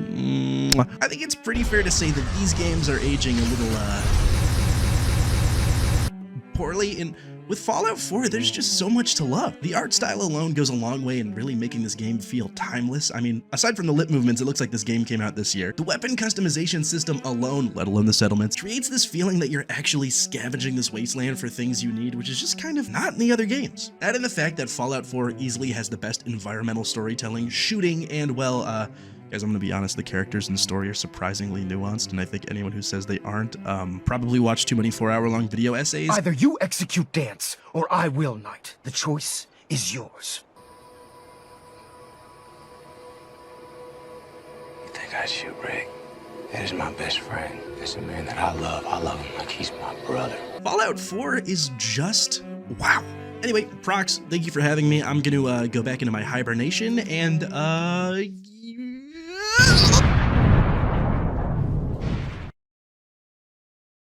well, that was strange.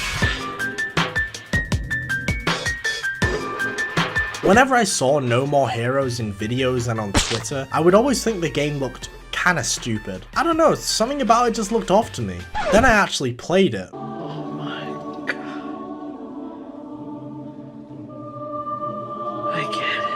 There will never ever be a game like No More Heroes again. Holy shit, it is awesome. Before I talk about the game, I just want to make it clear that I'm using some random ass long play footage, as I played it on my Steam Deck, so I couldn't record any of the footage for myself. So credit to insert name here for their footage. No More Heroes has you playing as a degenerate anime fan called Travis Touchdown. I'm not even joking here, this guy is an actual loser. His goal within the game is to become the #1 assassin, and he's manipulated into doing so by this French woman called Sylvia, who agrees to sleep with him if he reaches #1. If I become #1, will you do it with me? Maybe. Maybe not. Come on, just once. Again, I'm not even joking here, his entire reasoning for committing literal mass genocide is for a chance to fuck. You set me up, bitch. To take on any of these ranked assassins, you need to pay a fee to enter, and the way you get money within the game is by doing jobs. And I'm not talking about cool jobs, I mean doing shit like mowing a lawn. This is awesome. As mundane as these are, they feel essential for the game's pacing, because I think if it was just the missions and boss fights, one after the other, it would get stale extremely quickly, because No More Heroes isn't exactly in depth with its combat. So these moments of mundane chores make you really appreciate the simple combat even more. No More Heroes is a cult classic for an incredibly good reason. It absolutely slaps, and I'm so glad I finally played through it. Now I can't say the same for Some people fuck at funerals. I cut off heads. This scene is probably the best thing about this game. It is a pretty decent game, but it does a lot of things that just make me dislike it, especially compared to the first. The combat is far better, but it's still pretty simplistic compared to most action games. They also got rid of the open world, making you do jobs to pay an entry fee. You can still do jobs, but you don't need to because you don't have to pay a fee to do the missions, which means it falls into the trap of becoming pretty stale very quickly. Something this game brags about is the fact there are 50 assassins this time you'll need to go through to climb the ranks, which is a huge step up, but then you get through the game and come to learn that 75% of them are killed off screen. Also, the assassins aren't as iconic as the original No More Heroes. There are some definite highlights, but a lot of them fall into the forgettable category. So yeah, I wasn't the biggest fan of this one. Cooking is very stressful. It's something I try to avoid doing in real life. I genuinely hate it. I could live the rest of my life just eating a slice of bread, but obviously my doctors are losers and say I shouldn't do that and eat fucking broccoli with my bread. Ugh. Who do they think they are? Overcooked 2 takes that stress and turns it into an arcadey co-op game. One that brings the absolute worst out of people. It's pretty awesome though, I can't lie. Now it would be one thing if you're doing all of this in a random ass kitchen with nothing else going on, but this is a game we're talking about. So you have to cook in places like a mine, a hot air balloon, and even a river for whatever reason. Who the fuck is ordering food in these places? These aren't just aesthetic changes though. Random things can happen that impact what you need to do to cook the food, and every single mission is something you literally need to brace yourself for because you never know what things will happen within that level. There's also time management with certain ingredients. Like for example, if you need to cook some meat for a burrito or a burger, there's a timer on that meat you're cooking, and if it goes over that time limit, it will start a fire and burn the food, meaning that's lost time because every order also has a time limit, which signifies when the customer who ordered it gets impatient and you end up losing money if the time runs out on it. It's not a casual experience, but it's a lot of fun, especially if you're looking for a co-op game to play with friends.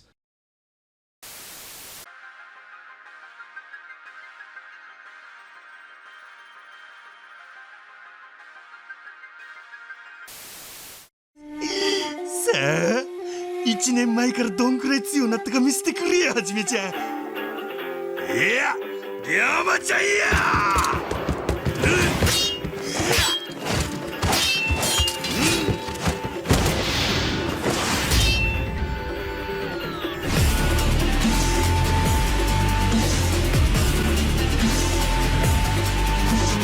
Starting this off strong with another Yakuza game taken off my backlog. Oh wait, sorry, I mean Like a Dragon. I don't know why they changed the name, honestly. As of the writing of this, Like a Dragon Ishin is the final game in the RGG library that I needed to take out of my backlog. And all of this build-up, all of these amazing games, ended on a pretty good game. Yeah, Ishin is far from my favorite game in the series. I honestly kinda wish I finished off this journey with like Infinite Wealth or Lost Judgment instead. I mean, RGG have said they have a surprise announcement during the Tokyo Game Show, and I mean, this series is the Japanese equivalent to Call of Duty, so the games will never ever stop coming out. Sorry, I'm getting distracted. Like a Dragon Ishin is good, but it's nothing special. It's not the worst RGG game I've played, and it's definitely not the best. If I were to place it in a ranking, I would put it above Yakuza 3, 4, and 5, maybe even 6 at a push, but it would definitely be below something like Kiwami 2, maybe even Kiwami 1. Ishin technically doesn't take place within the Yakuza universe. Instead, it's more of a spin-off styled game retelling a historical Japanese tale where figures within that story are replaced by established characters within the Yakuza universe, with Kiryu playing the role as the main character, Sakamoto Ryoma. I don't know if I said that right. It feels both weird and kinda cool seeing a lot of these familiar faces, but ultimately it just feels kind of off to me because, I mean, these aren't the same characters I've come to know and love, so I didn't feel all too invested in the story. It is a good story overall though, don't get me wrong, I just didn't feel the same heights that I felt in other RGG games. I'm also kinda burnt out with the whole feudal Japan setting. I never found it too interesting to begin with, so that didn't help all too much. Assassin's Creed Shadows is never ever gonna be in my library. I don't think I've seen a game more horrifically boring in my entire life.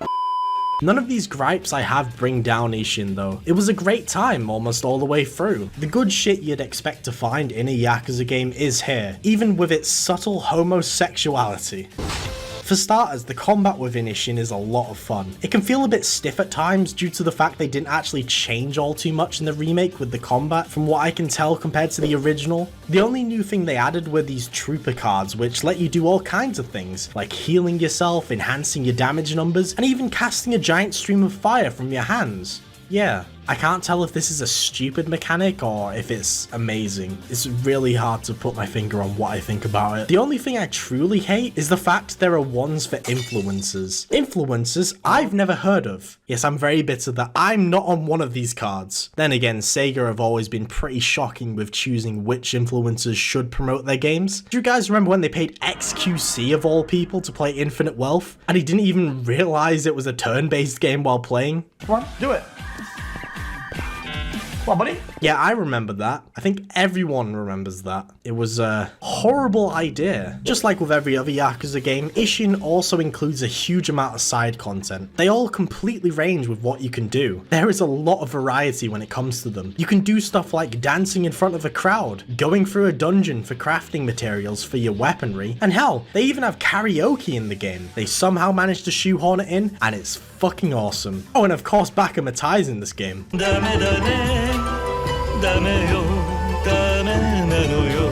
Ishin is a good game, and if you're a huge fan of the Yakuza games like I am, I definitely recommend playing it at some point, although I wouldn't set it as a priority. Also, RGG, for the next remake, please do Dead Souls. That game deserves a second chance.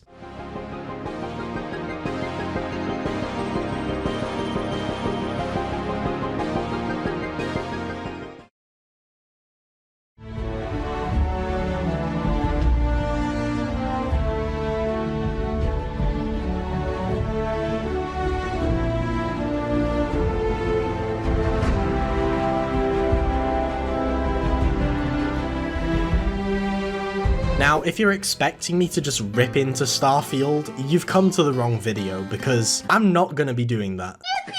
Even though it does deserve to be made fun of with some elements of the game. I went into Starfield with fairly low expectations. I had watched all of the videos shitting on it beforehand, so I was fully expecting something pretty terrible. Although there was a little thought in the back of my mind that I might end up enjoying it, because I personally really like Fallout 4 and everyone hates that game, so maybe Starfield might have been the same case. For brief moments while playing it, it definitely was. There were moments where I was having an absolute blast exploring giant cities and compounds on alien planets, killing and murdering everyone I see. But after about an hour or two, it hit me. People weren't lying when they said there was truly nothing to do in this game other than talk to NPCs and shoot spongy enemies. Its exploration is especially bad. Who thought that creating a space travel game with nothing to do with the space traveling was a good idea? In fact, traveling through space is so pointless. You spend most of the time opening up a menu to fast travel to another planet rather than going into the empty nothingness.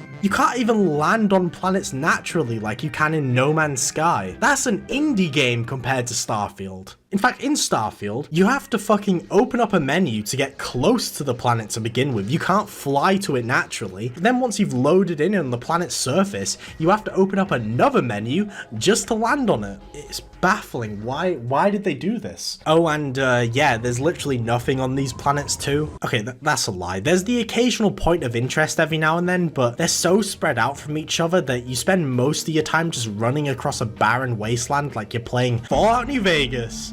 I'm sorry, I couldn't resist the comparison. The missions within Starfield are dull too. For every actual interesting mission where you're doing something like solving a mystery about where alien monsters called the Terramorphs are coming from, there are about 20 where you're just going back and forth between planets, opening up menus, talking to boring NPCs, which all amounts to absolutely nothing. None of the factions are interesting either. Fallout 4 didn't have any amazing ones, but I at least remember them. I could not name a single one from Starfield off the top of my head. In fact, the only two I can remember are like the Space Police and Evil Corporation in Cyberpunk City. Yeah, that's literally the only two that I can kind of remember. I can't even think of their names. All of this makes me sad because I was really hoping for an underrated game that I could personally enjoy and spend hundreds of hours exploring like I did with Fallout 4. But no, Starfield just isn't that.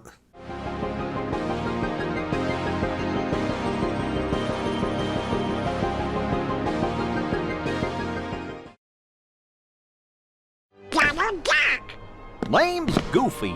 I'm Sora. All for one, one for all.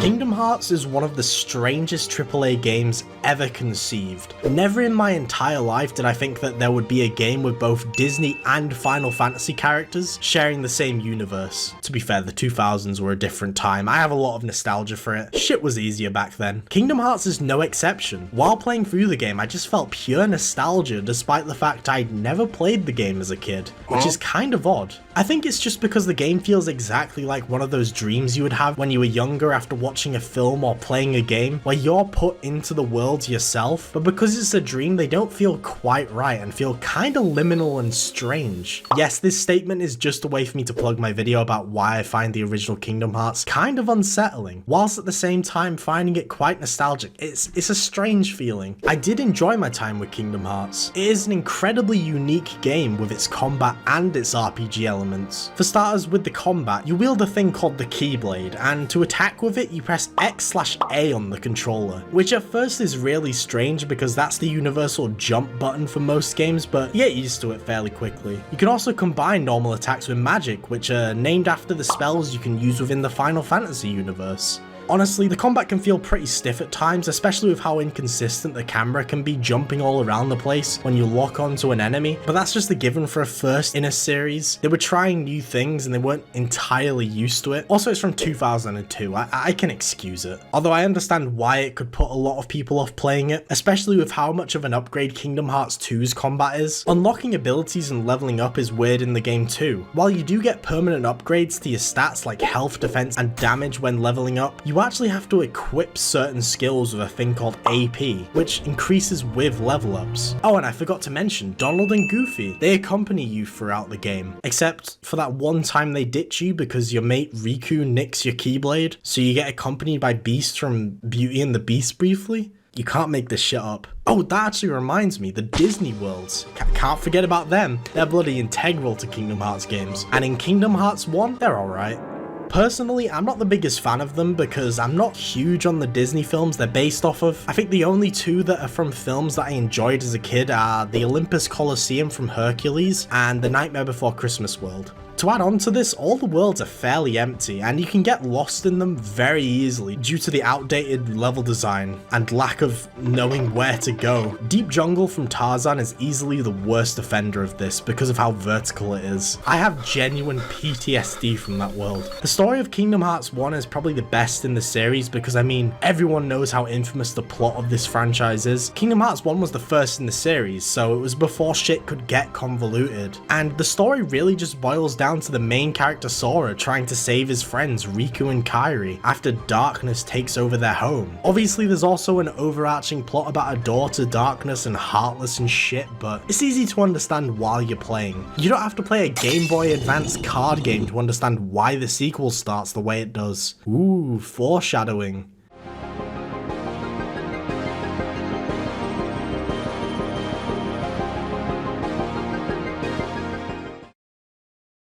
Oh man, fighting through all these games is tiring me out. I think I need to take a breather and let someone else take it from here.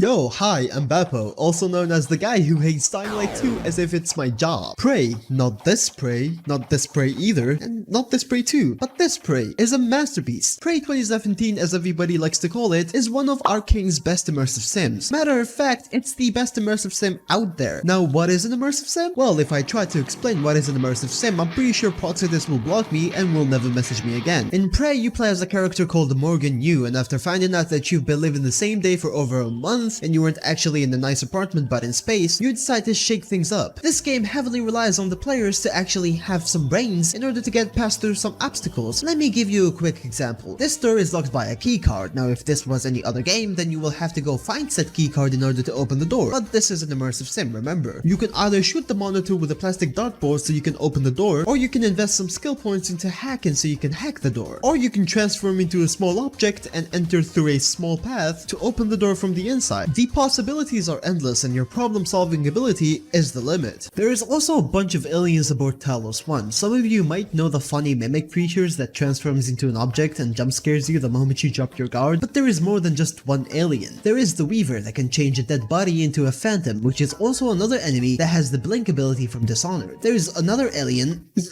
Typhon, called Technopath that can control nearby machines and turn them against you, and there is also a big Typhon called the Nightmare that can spawn in randomly throughout throughout your playthrough, and he's a big fella and a mean one too. What I'm trying to say is that every enemy in this game is great, and all of them have a unique trait to them and can be dealt with by many different ways. So if you haven't played Prey 2017, go check it out. It's honestly a masterpiece. Thank you, Sam, for allowing me to talk about my favorite game, and do drugs, kids. Thank you, Bappo. Okay, I'm ready to take on the next game now.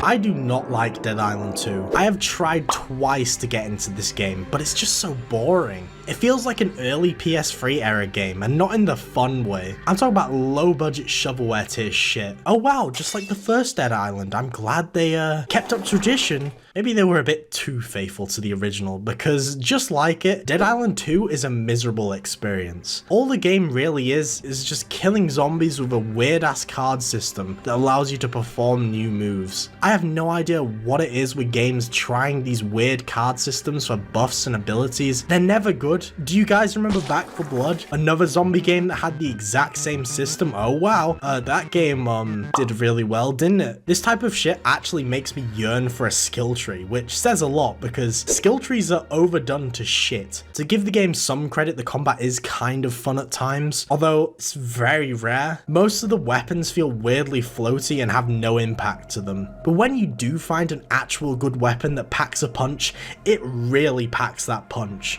As morbid as this sounds, the way zombies can break down is really ahead of its time. Dying Light 2 wishes it had this. Then again, Dead Island 2 wishes it was Dying Light in terms of being an actual good game.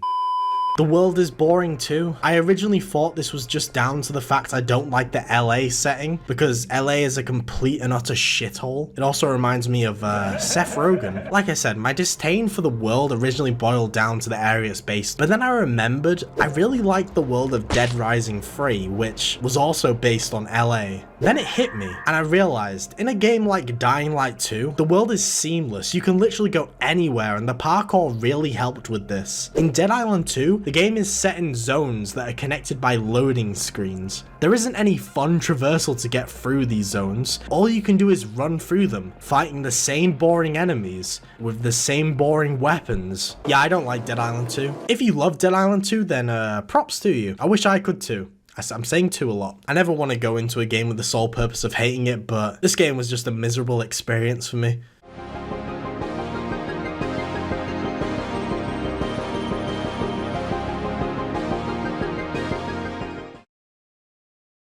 Curfew is still in effect! Go back to your homes! What's going on?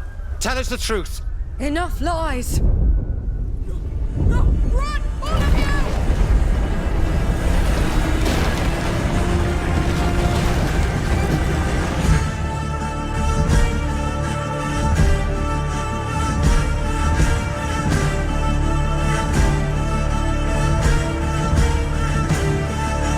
I was incredibly surprised by this game. 4 years ago I played A Plague Tale: Innocence, and I thought it was a good game. It had an engaging story and some fun gameplay moments, but nothing about it really stood out to me, so I wasn't expecting all too much from Requiem when it came out. In fact, I had no interest in playing it originally. That wasn't until a friend of mine told me that this game will make you feel like shit, and I love myself some miserable games. After finishing it, I can confirm that this game is horrifically sad. Now, I've always been a gameplay focused guy. I've never seen stories in games as the priority because, you know, they're games. They should focus on the gameplay. It's literally in the name. But Requiem is one of the rare cases where I'm completely engrossed with the story, and I didn't care that the gameplay was nothing special. In fact, a lot of it just boiled down to running and walking through locations, solving the occasional puzzle, whilst also stealthing your way through areas with patrolling guards. But I didn't mind this because the story was so good. If you've played A Plague Tale: Innocence, you'll know that the story is focused around a plague that's taking over. Swarms of rats are overrunning cities, eating people alive and spreading a disease. The plague and the rats are all related to the main character Amicia's little brother Hugo. The first game does a great job at making you build a connection with these characters. You actually end end up feeling like Amicia, wanting to protect Hugo from all of this and understand what's wrong with him. Requiem expands on this, giving us more of an insight into Hugo's condition and why all of this is happening and how he can control the rats. I'm not going to spoil anything, but by the end, you're praying that these two make it out alive and have a happy ending, especially Amicia, because she goes through a literal fucking hell in this game. When someone posts another tweet of Ellie from The Last of Us asking who went through more pain than her, just quote them with a picture of Amicia, because I felt so bad for her by the end. There's even a section that you can actually miss hidden away near the end where she just breaks down crying briefly because of all the shit that's happened. Yet despite all of the crap she has to go through, she is constantly pushing on throughout the game. She's incredibly strong, not just mentally but also physically. She can literally kill a guy by slinging a rock hard enough at their head, so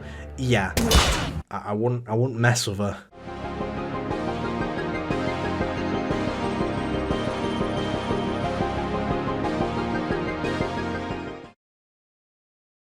Everything she did for her country. She sacrificed her life and her honor for her native land. She was a real hero.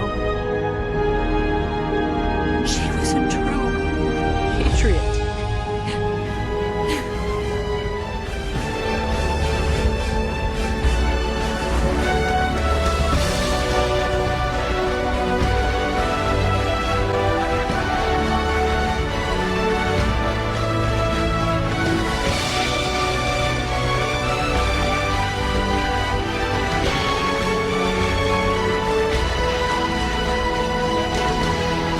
I'm gonna be honest with you all, I used to be a bit of a Kojima hater. I truly didn't get why everyone loved him so much. Then again, the only two games I had played were Metal Gear Solid 5 and Death Stranding. So yeah, I mean, I wouldn't say those two are his greatest work.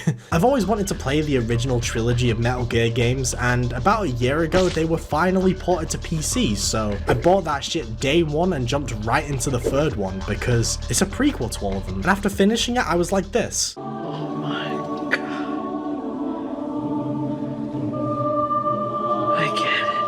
I understand why people love this guy so much, especially if they played this literal masterpiece of a game. Metal Gear Solid 3 is amazing, and aside from some of the outdated controls you need to get used to, it still holds up to this day. Despite its age, they didn't skimp out on anything, especially the immersion. They pushed the PlayStation 2 to its absolute limit. You're traversing a jungle that feels like it actually has a living ecosystem. On your journey through, you're constantly seeing animals minding their own business, and they are integral to the survival mechanics of the game. You have to hunt the animals around you to eat them to keep your health up. And yes, you can eat a snake and you get an achievement for it. The immersion doesn't end there though. If you get injured at any point, the amount of health you can regain is capped until you go out of your way to heal yourself. And it's not as simple as just using a med kit or some shit. You need to go into the menu to gouge a bullet out of yourself with a knife, disinfect the wound and bandage yourself up. You don't see any of this, it's all done through a menu because it's a PS2 game, but it is still cool. It really makes you feel like you're surviving by the skin of your teeth. The deliberate tediousness of healing yourself provokes you to avoid combat as much as possible, focusing more on stealth, and there's a whole unique mechanic around that too. You're able to change what Snake is wearing as well as what face paint he has, and depending on what environment you're in, there's a percentage in the top right that tells you how blended in you are, allowing you to sneak past guards easier. There's so many choices to choose from too, and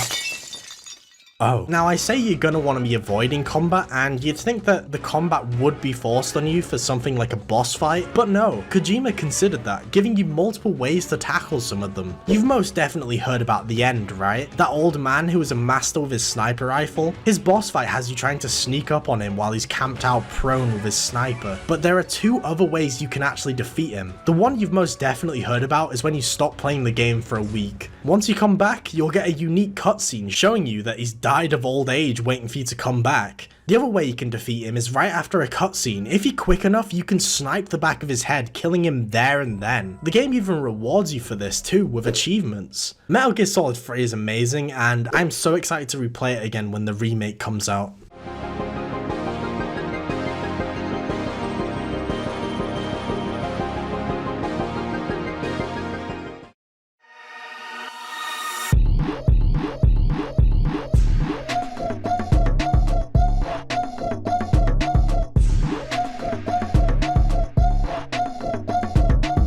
very rare for a game inspired by the Dark Souls series to be actually good. But Another Crab's Treasure, it's up there with the likes of Lies of P and Neo of being actually worthy of the title Souls-like. And you want to know something? It's one of the best games I've played this year. I even went out of my way to 100% it, which is very rare for me to do nowadays. I have to really like a game to bring myself to do absolutely everything in it. Okay, I'll stop glazing it and actually explain why I enjoyed it so much. So Another Crab's Treasure has you playing as a crab called Krill, and Krill is a bit of a hermit. Do you get it? Because he's a hermit crab. Well, Krill hasn't been paying taxes on his shell home, so a literal loan shark comes and takes it away from him. And you spend the rest of the game searching the depths of the ocean to get his shell home back. And when I say the depths of the ocean, I mean the deep, dark depths. You know, that scary part with shit like vampire squids in it. I hate those things. There is more to the plot, which I'm not going to spoil too much of, because Another Crab's Treasure is definitely one of those games that I highly recommend playing for yourself, especially if you enjoy action RPGs like the Souls games and Elden Ring. Unlike the Souls games though, you won't be finding a huge array of weaponry to use for a variety of different builds in this game. Krill only has one weapon at his disposal, which is this fork. You know, it's a handy tool, you know, it gets the job done, but this weapon isn't what makes this game's combat unique. See, the ocean is littered with rubbish, which is scattered around everywhere, and this rubbish can literally be anything. Krill can use these as a shell that he's able to use to shield himself from attacks, acting as a shield. And these pieces of rubbish don't just act as a fancy looking shield. Each one gives him a special ability he can perform during combat. The trade-off is the shells can break easily, so you're constantly running around arenas trying to find a shell, forcing you to think on your feet and adapt to whatever resources you have around you. It's good shit, I really enjoy it. Sometimes after fighting a main boss, you can also acquire a special ability that doesn't require a shell, and some of these feel kinda busted. And the devs probably knew this, which is why they go on a hefty cooldown after using them. You can equip 2 of these, and they can all be upgraded. Oh, and there's also a skill tree you can upgrade that gives you new moves and abilities, expanding the combat even more. One example is being able to put the shell you're using onto the fork to create a DIY hammer. It's good shit. I mean, it's inspired by this game. Unlike Dark Souls though, there's an assist mode in Another Crab's Treasure, where you can give Krill a gun. It one-shots everything, including bosses. You can't make this shit up. There's even an achievement for using it. Speaking of the bosses, some of these are absolutely horrifying, which is something you wouldn't expect from a game that looks like this. There's also roaming bosses that are very willing to kick your teeth in, like Pagurus the Ravenous over here, who roams a big open area and is not afraid to scran you if you step off the beaten path. I love how the bosses look incredibly imposing by just looking hyper realistic. The contrast between them and the cartoony friendly characters really makes an impact. The enemies also go for this hyper realistic style too, and it's all for a reason. It's because they've been corrupted by the pollution that surrounds everything, and when they get corrupted by it, they become hyper realistic and attack anything on sight. It's a funny way of giving a reason as to why the enemies are hostile, but this is the ocean. You don't really need a reason to explain why this place is dangerous.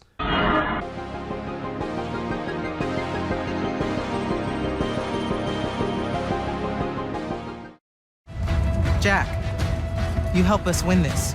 I'll know you're ready.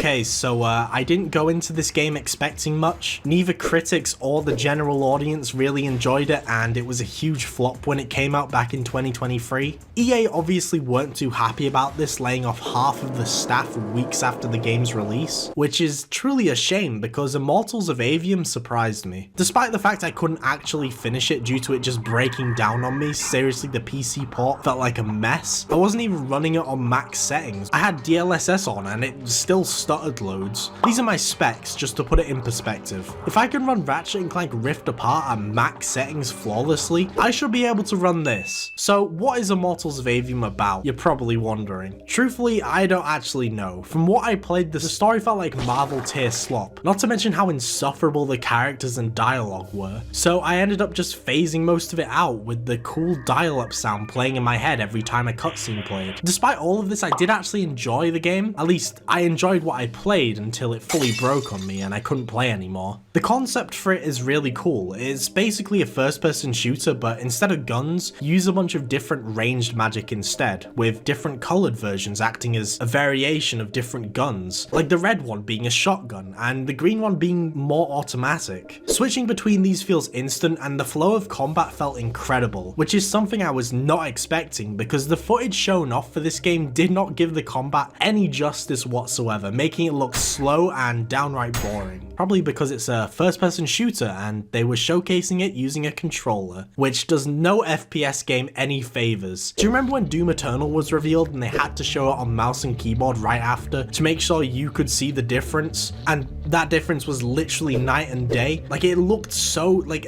some FPS games become completely different depending on what you're playing it on. And Immortal Of Aveum is no different. So yeah, I'm honestly struggling to think of things to even say about this game. I mean, I like what I played of Immortal Of Aveum, but damn, I had no idea what was going on during the development for this, and it's honestly quite a sad sight.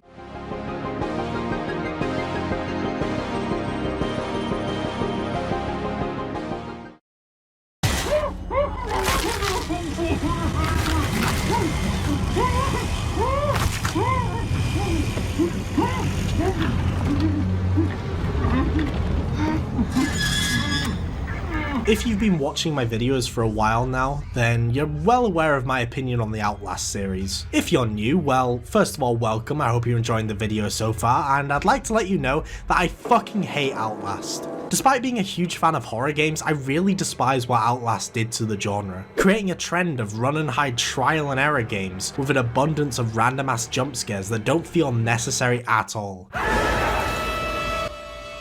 Okay, thanks game. Due to the trial and error nature, any form of fear you feel completely evaporates as you go through the same section and set piece over and over again, being chased by and hiding from the same British football fan looking fucker because his favourite team, the Renfort Wankers, lost 1-0 and he had a few too many pints of Stella while watching. Well, I have some news for you. The most recent game in this series, Outlast Trials, is actually pretty sick and I've had a lot of fun playing it. Yeah, I know, crazy, right? Outlast Trials does something new for the series. You can play it with up to 3 friends. I only played with one other friend, my mate Ibrahim, you know, the guy who told me to play a Plague Tale Requiem if you remember from the previous video, so yeah, I couldn't have chosen anyone more fitting to play it with. Hey, look, check out this guy, Sam! Look at this guy! Look how he died! Down. I didn't realise how much more enjoyable the Outlast formula could become just from it having co-op. It's completely made me do a full 180 on my opinion on this series. Like, I actually kind of want to go back and try the other 2 out again. Maybe not Outlast 2, that game fucking sucked. The game is built around playing with others, which means you have to work as a team. I wouldn't recommend playing it with randoms because you need communication to solve some of these puzzles. I also appreciate how Trials is laid out too. You're not just running down a linear path being chased and jump scared occasionally. No, instead you're put into an area that you have to navigate through and learn while solving a variety of different puzzles that let you progress to accomplish a task, with you having to run for your life once you've finished it back to extract out of there before you're murdered by whatever psychopath is lurking around. There are 3 main antagonists currently. This creepy ass cop dude with a taser, this horrifying lady and her sock puppet with a drill in its mouth, and the new character, your average Redditor. These 3 aren't the only threats you'll be facing in the levels though. There are other psychotic people who are frequently waiting around the corner just to jump you. The developers got creative with the ways they want you dead, having enemies disguise themselves as your friend, and having them run up to you and shank you, as well as spray your face with some sort of drug that lowers your sanity. And when that sanity is gone, an entity called the Skinnerman comes after you and drains your health until you're dead. Yeah, shit can get a bit crazy and completely terrifying. Now, Outlast has always been a really fucked up game, but not in the best ways. It just kind of feels like it's trying to shock you for the sake of it. Trials, on the other hand, takes it to another level, with you having to brutally murder and mutilate people just to progress in some missions. Like this one where you have to slowly and painfully saw this guy's legs off in a church. His wing is worrying me. I really have to be careful what I show with the footage because I know for a fact I will be demonetized instantly if any of this shit is shown without censorship. Even visually, the levels are uncomfortable to be in. Like this one amusement park ride which is based around gums and teeth, and there's a section within it that the puppet lady has turned into a workshop where she stores her skinned faces. The ride is also called the Root Canal, by the way. This game is great.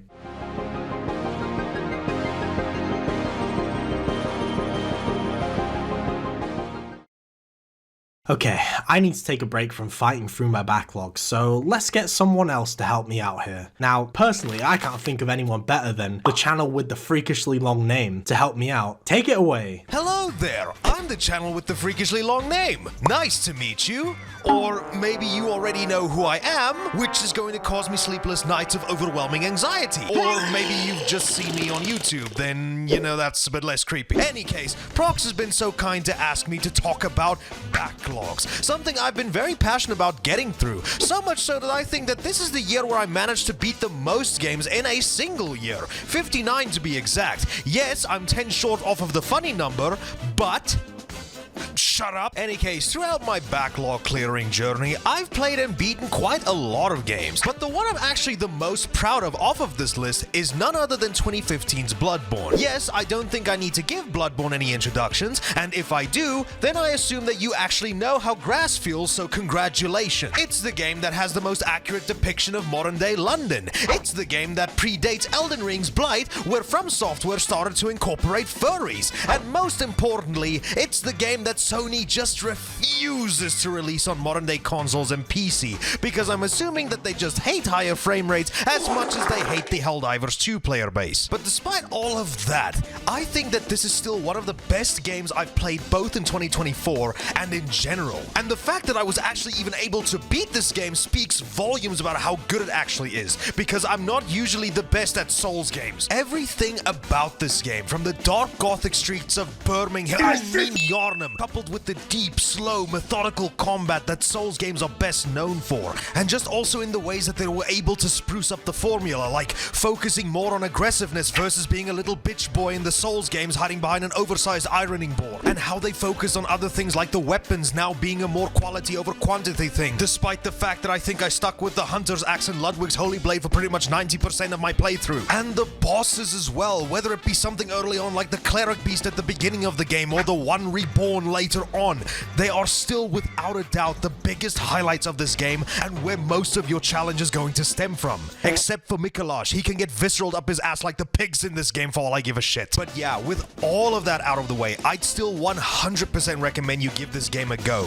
That is, if you still have a PS4, or if you don't mind playing the game still locked at 30 FPS. Why do you hate us, Sony? Any case, thanks for having me on, Prox. Goodbye.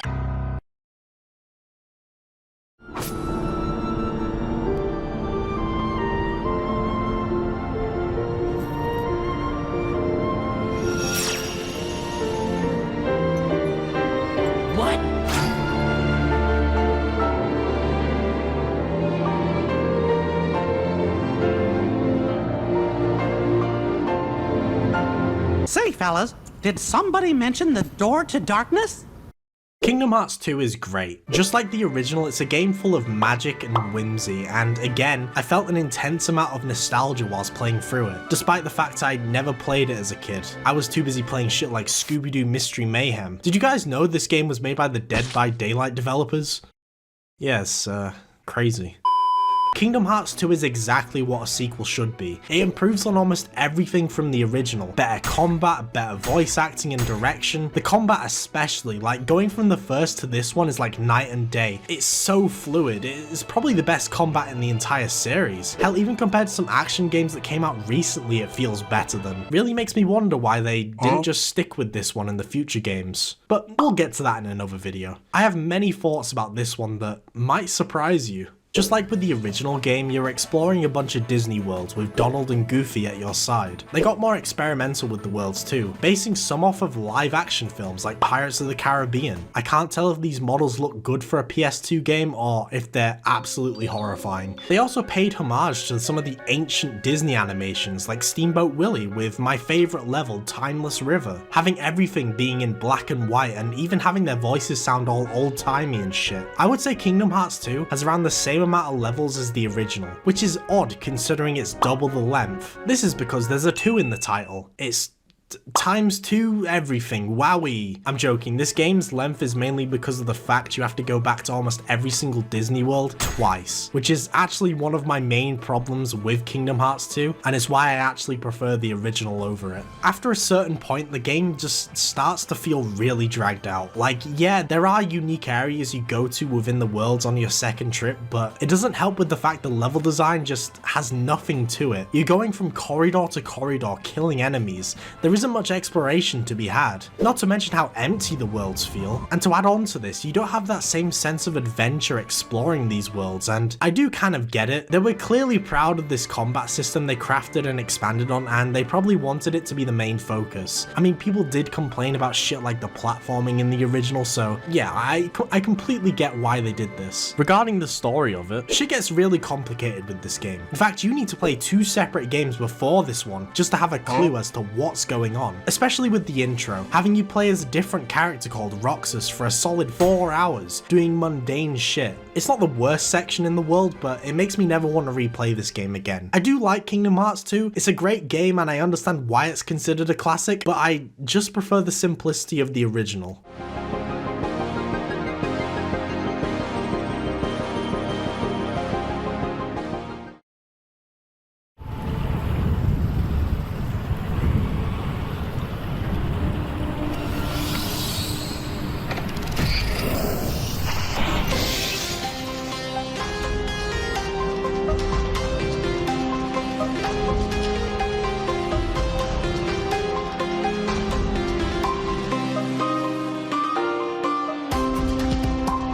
Here we go, another VR game off the backlog. Now, if you've been watching this series back to back, then you might recall me saying this. We got another VR game. Expect way more to be on these backlog videos because I aim to beat at least one every month. Yeah, that didn't last. I do plan on covering VR games though because some of these are absolute bangers that deserve to be talked about. And Vertigo 2 is no different. It expands so much on the original. It's like night and day, it's crazy. From the gunplay to the level design, hell, even the variety of enemies and bosses is vastly improved. Just like with the original, it's heavily inspired by the Half-Life series. And the sequel fully embraces that inspiration in not so subtle ways. Oh, what's that piece of junk doing here? Ridiculous. We wouldn't possibly have you fight deadly aliens in a high-tech facility using a crowbar. That would be absurd. Not really an issue because, I mean, one of the best VR games you can get is a Half-Life game. Just like with the beginning of the original Half-Life, Vertigo 2 has an outbreak of aliens within a lab that causes everything to go to hell. On your journey, you explore different sections of the lab as well as random ass alien dimensions, and you can never predict what's gonna happen in these dimensions too. There's one that has you scaling a giant tree, fighting Sap, defending a sacred relic of theirs that you need to get. There's an area where you're in the middle of a war between robot cultists and robot Russians, and you have to choose a side in the war, giving you a completely different boss and outcome for the mission depending on what you choose. You also get a unique weapon. I chose the Russians because you get this AK, and I just thought it was funny wielding an AK, a boring ass weapon in this sci-fi setting, taking on all these weird ass aliens and robots. Literally, I could go on about how amazing this game is, but I don't want to spoil anything. I would say this game is worth getting a VR headset for, and I would easily put it up there with Half-Life Alyx as one of the best VR games you can buy.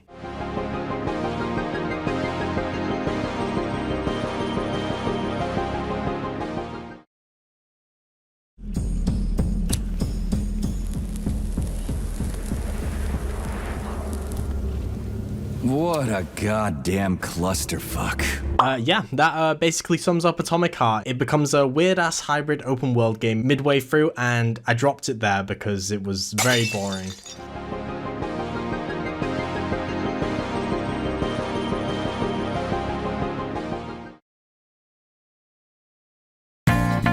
Persona 5 is finally finished. It had been sat staring at me in my backlog for a solid, let me see here, around 2 years, just tormenting me. And in December, I decided to just binge the thing until I finished it. I refused to let myself take a break because I knew for a fact I would have forgotten about it and ended up playing something else if I did. Not because the game is bad, but because of how intimidating the thing is with how long it takes to finish. So yeah, I finished it in almost half the time that people usually beat it in. Yeah, I can explain. I posted this on my YouTube community tab and people weren't too happy with how quickly I beat it, claiming I didn't quote-unquote properly experience it and I had missed the endgame royal content. Now, I can assure you that I didn't. I did all the main stuff, including the endgame royal stuff. The reason why I almost halved the average time it takes to beat was because I started to skip a lot of the social side stuff because I was just so invested in the main story that I wanted time to move faster to progress it. I probably missed a lot of cool character stuff, but it genuinely didn't take away from how much I enjoyed it. Now, if you know me, you know that I'm not a huge fan of anime, and honestly, I'm not a huge fan of turn-based JRPGs either. The only one that I really liked before playing this was Like a Dragon. But yeah, I think I like JRPGs now thanks to Persona 5. Who would have seen this coming, right? In the game, you play as a high schooler who you get to name yourself, and you get pulled into this weird world called the metaverse, which is like a place created by people's subconsciousness and desires. And if someone is fucked up enough in the head, their subconscious creates a huge stronghold, referred to as a palace within the world. Within that palace is a treasure, and once it's been stolen, it causes the person to have a change of heart and admit to all of their crimes out of nowhere. The metaverse is a hostile place full of creatures called personas, but because you're so cool and awesome and the main character, you're able to gain these personas' powers to utilize for yourself, like it's Pokemon, except it doesn't look and run like shit. Yeah, I feel like even with the Switch 2, Pokemon games are still gonna look like fucking dog shit. Utilizing the different personas you acquire allows you to gain new moves and buffs that let you take advantage of enemy weaknesses. Something unique for Persona is the fact when you hit an enemy's weakness, you knock the enemy on the ground, giving you another turn. And once you manage to knock every enemy on the ground, you're able to talk to a persona of your choice to try and get their power, or to get items and cash. Or, and this is the thing you should do, you can do an all-out attack, which ends shit quickly with this stylish end screen, which is unique for every single party member. It goes hard. Speaking of the party members, I would talk about the characters of the game, but I mean, I skipped a lot of the confidence stuff you can do because I just wanted the buffs for the fights. Although I can easily say that Ryuji is the best character, and he's the first one who joins your party.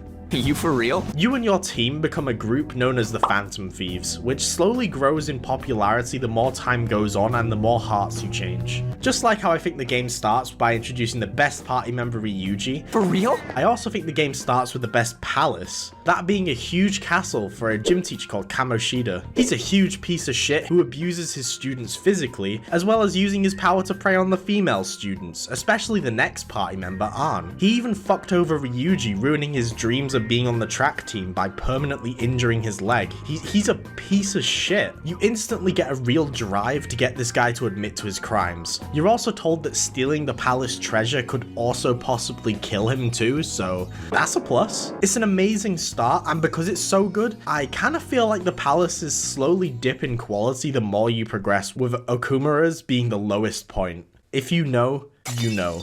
After that, it starts to get better again, but I don't think they get as good as Kamoshida's palace. I also kind of hate Futaba's pyramid palace because it has sliding puzzles. I fucking hate sliding puzzles. Now, palaces aren't the only place where you can engage in the game's combat. There's a giant one called Mementos, which is built up from the general public's desires who aren't corrupt enough to have their own palace. You can explore this place and take on little side missions of people requesting you to change someone's heart. It's also a good place to grind.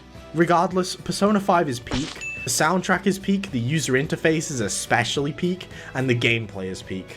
I now have Persona 3 Reload and Metaphor ReFantazio in my backlog thanks to this, and I'm very excited to get on with them.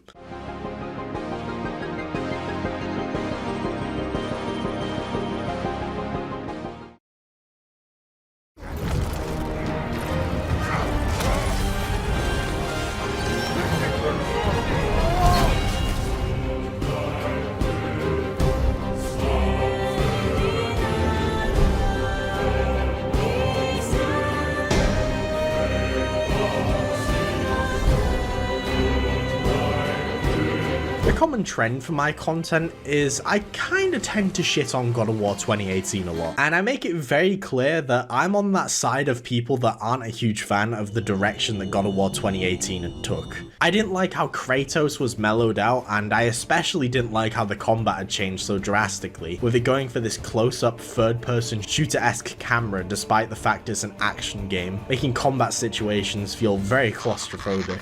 I still thought it was good. I gave it a 7 out of 10 overall, but I wasn't a fan of the direction. So color me surprised with the fact I also didn't like Ragnarok. In fact, I actually kind of hated it. It's very rare for this to happen, but I felt genuine anger after finishing it. It pissed me off.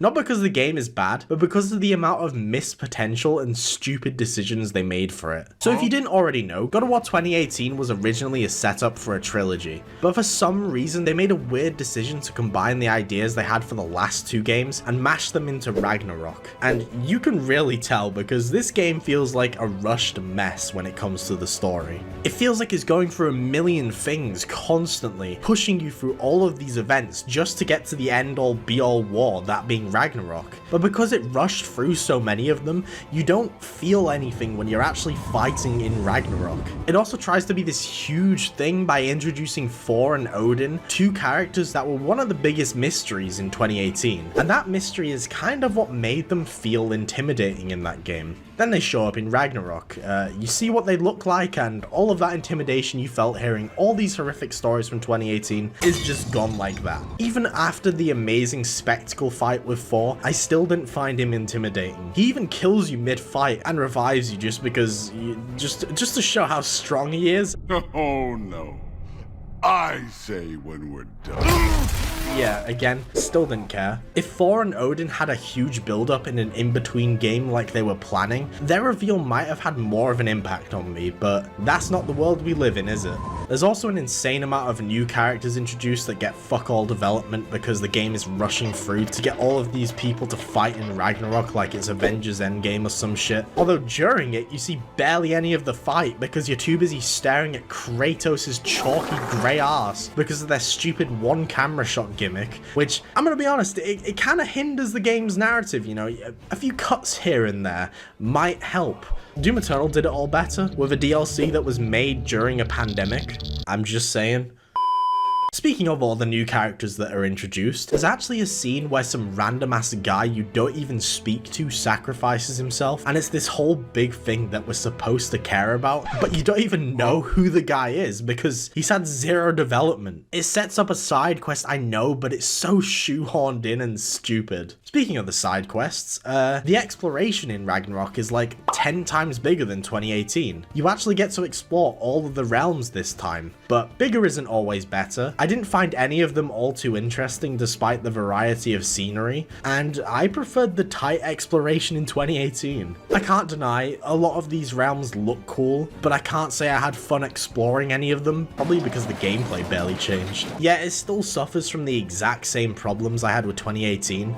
The combat feels claustrophobic and enemies are just spongy as fuck because of the shoehorned in RPG mechanics that don't actually add all too much and just overcomplicates things for no reason. And it really doesn't help how bad the fucking user interface is. Like, it's worse than 2018's How Did They Manage This? One thing I can give Ragnarok is it made me like 2018 more. That's it really. And after playing this, it makes me realize there was literally 0 competition for Game of the Year 2022.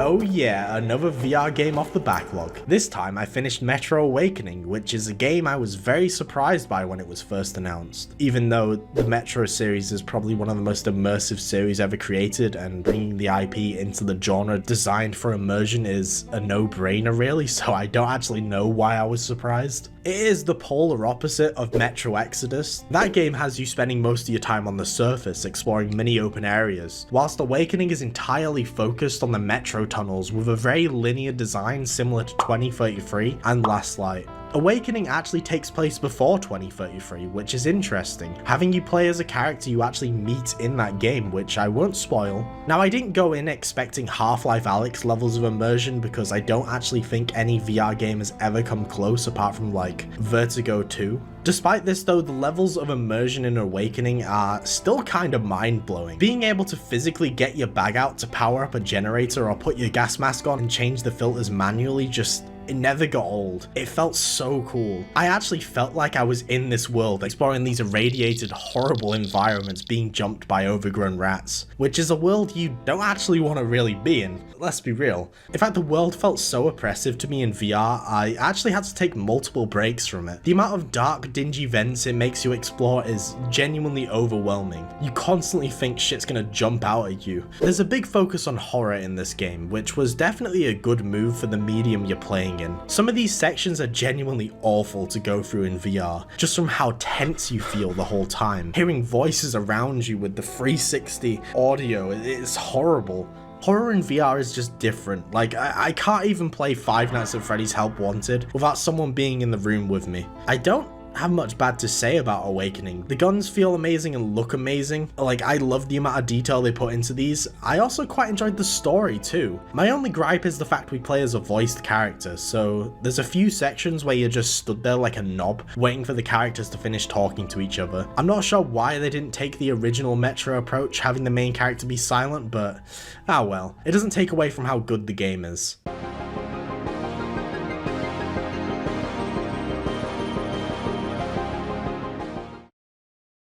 Man, getting through these games is tiring. It's time to get the guest speaker on to let me take a little break for like 3 minutes or something before I move on to the next one. So the guest today is It's Horizontal with Slay the Spire. Take it away. I love roguelikes. I think they're the best subgenre of game, and they are my favorite. And Slay the Spire is my favorite roguelike. Yeah, you got the Balatro and the Risk of Rain 2 before it fell off, but for me, Slay the Spire is my go. But this ain't no ordinary roguelike. There are cards, which I know that sounds a little boring. You a card game? Gross. No, this is the best card game. I have like 80 hours in this game. I love it. And I think you should too. I think you should like it. That's my goal. My goal is to kind of sell you on this game. In Slay the Spire, you have 4 characters. And my favorite character, the Ironclad, is Warrior. You just get real buff and you smack people with your weapon, katana. I don't know what this is. But he's cool because he gets a lot of shield and then he body slams people and he's just a hunk. And then you have the Silent. You gotta poison people, you throw knives and stuff. You're kind of like a rogue and it's fun. There's the beep boop robot bitch. He summons a bunch of orbs that do the different things, but mainly what I like to do is I just tase people. He has these electricity balls. I just tase him. He's pretty fun. He's goated. And then the 4th character, no one plays. I kind of forgot she existed, if I'm being real. So now you know the characters. What do you even do? Well, it's in the fucking name. You gotta slay that spire. You go floor to floor, room to room, getting loot, getting relics and stuff to buff your character and make you do special things while also attacking like slime monsters, bird people. One of the bosses is a giant donut. Which brings on to my next point. After completing all of the floors, all the levels, and getting loot, at the end of every floor is a boss fight. And that's my favorite thing about roguelikes. I love boss fights. And the boss fights in this game are really good.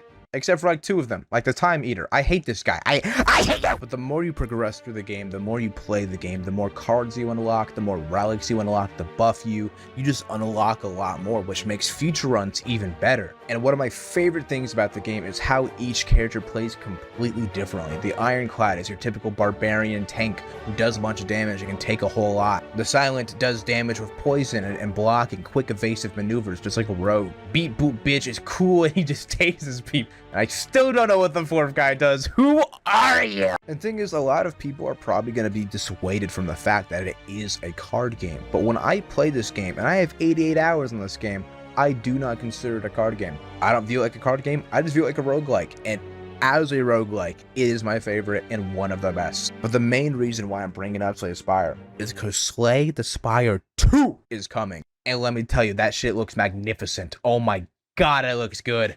The main reason I'm excited for the sequel is because the first one has a lot of balancing stuff. Like I said earlier, the Time Eater. He's the fun eater. I hate him. He's OP. He's just not fun to go against. But I think Slay the Spire 2 is going to build on everything that makes Slay the Spire 1 so good and remove what makes it bad, and it's going to be probably my perfect game, my perfect roguelike game, and I'm going to spend so much time on that. So if you have not played Slay Spire 1, I recommend it. I love this game. It is actually just so good and underrated. Ironclad best boy, fuck the Time Eater. I trust you.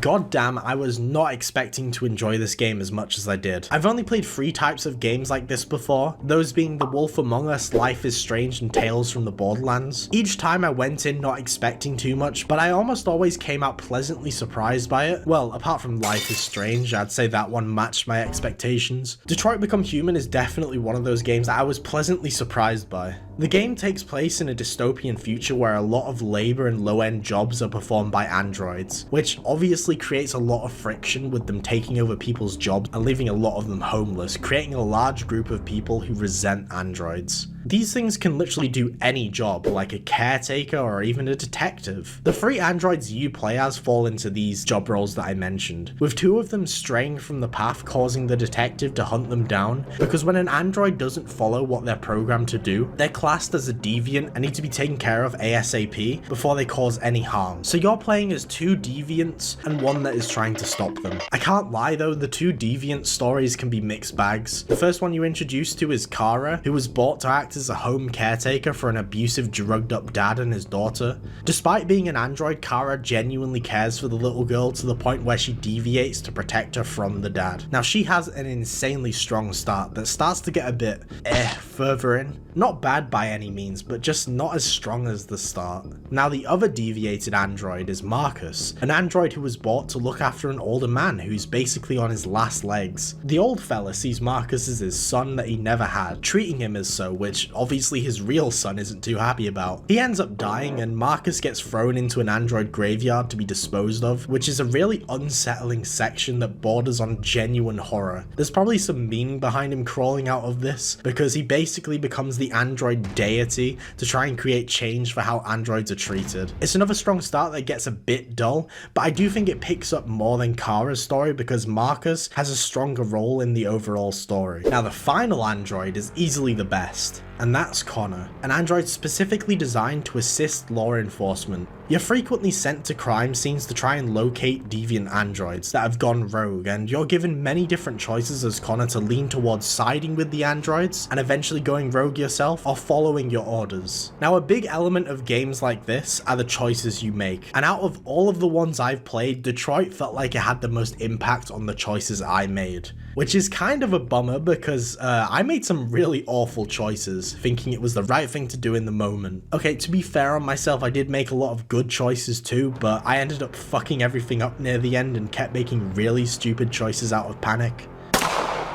The only thing that I can take away from the game is the fact it made my PC blue screen once, and I will never forgive it for that.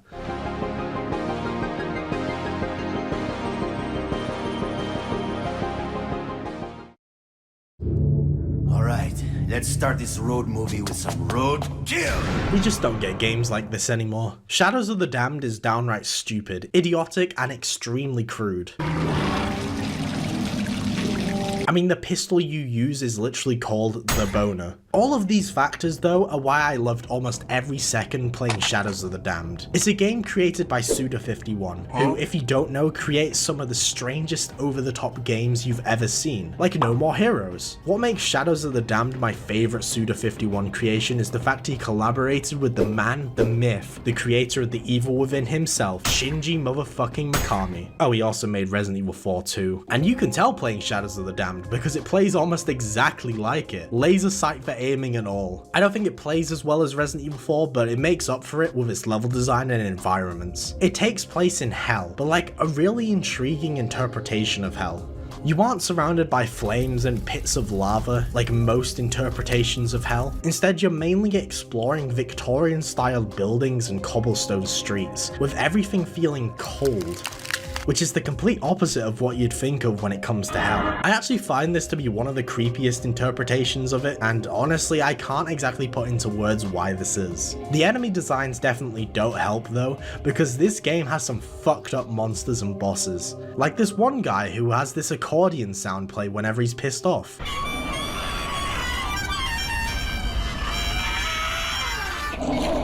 This sound freaks me out, and it makes the boss fight feel genuinely tense because you can just hear it when it's nearby, and its grating sound puts you on edge knowing you could die at any point. Oh, and fucking the guy who composed the soundtrack for Silent Hill did the OST for this too, which definitely doesn't help with the creep factor of it.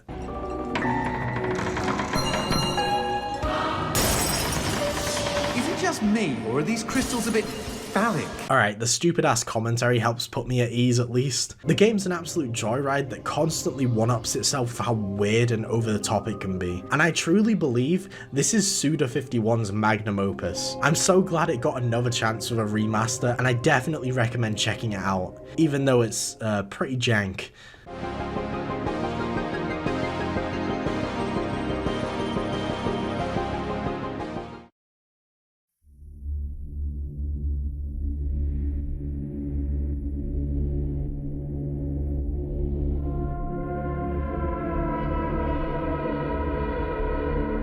Still Wakes the Deep surprised the hell out of me, as well as scaring the shit out of me. Now, I usually don't like the Outlast style of defenseless run and hide horror games. I've always been more of a having a weapon to fight back against the abominations kind of horror game guy. Oh, look what's sliding up the screen, oh no. Yet despite this, I loved my entire time playing through Still Wakes the Deep. It also actually managed to scare me a few times too, which please don't tell anyone that happened. Still Wakes the Deep takes place on an oil rig, which is already a brilliant setting for any form of horror. I mean, think about it. Oil rigs are probably one of the most isolated places you could be. You're in the middle of the ocean with no way of getting out of there aside from by boat or by helicopter, both of which get destroyed fairly quickly.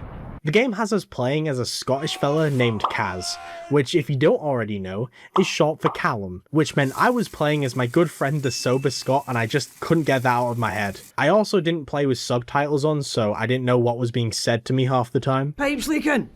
If it's not one thing, it's the other.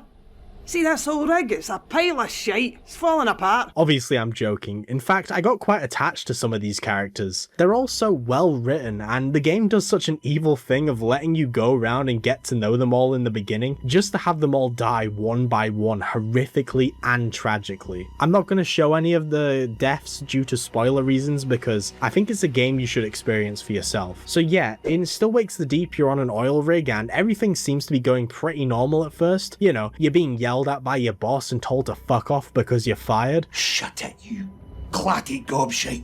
But before you can leave, some unknown entity is unleashed upon the rig due to a drilling accident in the ocean. And the thing that's been drilled into is like this weird alien-esque blob that mutilates people, turning them into monsters. It's heavily inspired by the Thing, and I kind of love that. What I also love is the build up to this, and the use of utilizing the fear of the unknown. For quite a while after the drilling event, you're making your way through the bowels of the rig. You constantly hear unsettling noises around you of what you assume are unfortunate victims of the monsters the crew have become, but it isn't until quite later in where you actually get a proper look at what the fuck it's been doing to people. Like this one bit where you're in the lower part of the rig, which is almost pitch black, and it feels like the game is fucking with you, constantly playing noises of a mutated crew member lurking around you, making it feel like he's gonna jump you around every corner. Yet despite this, I don't actually know if he can even attack you at this point.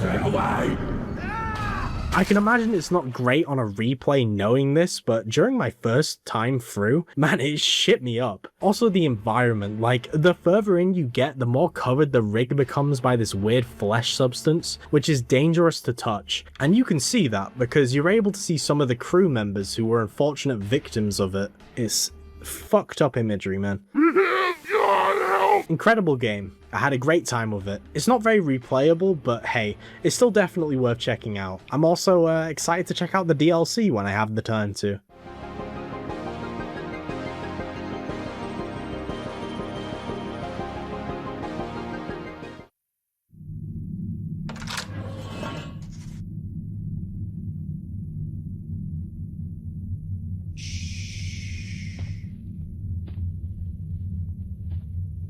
Oh my god, Five Nights at Freddy's, yes! Okay, I'm gonna admit something.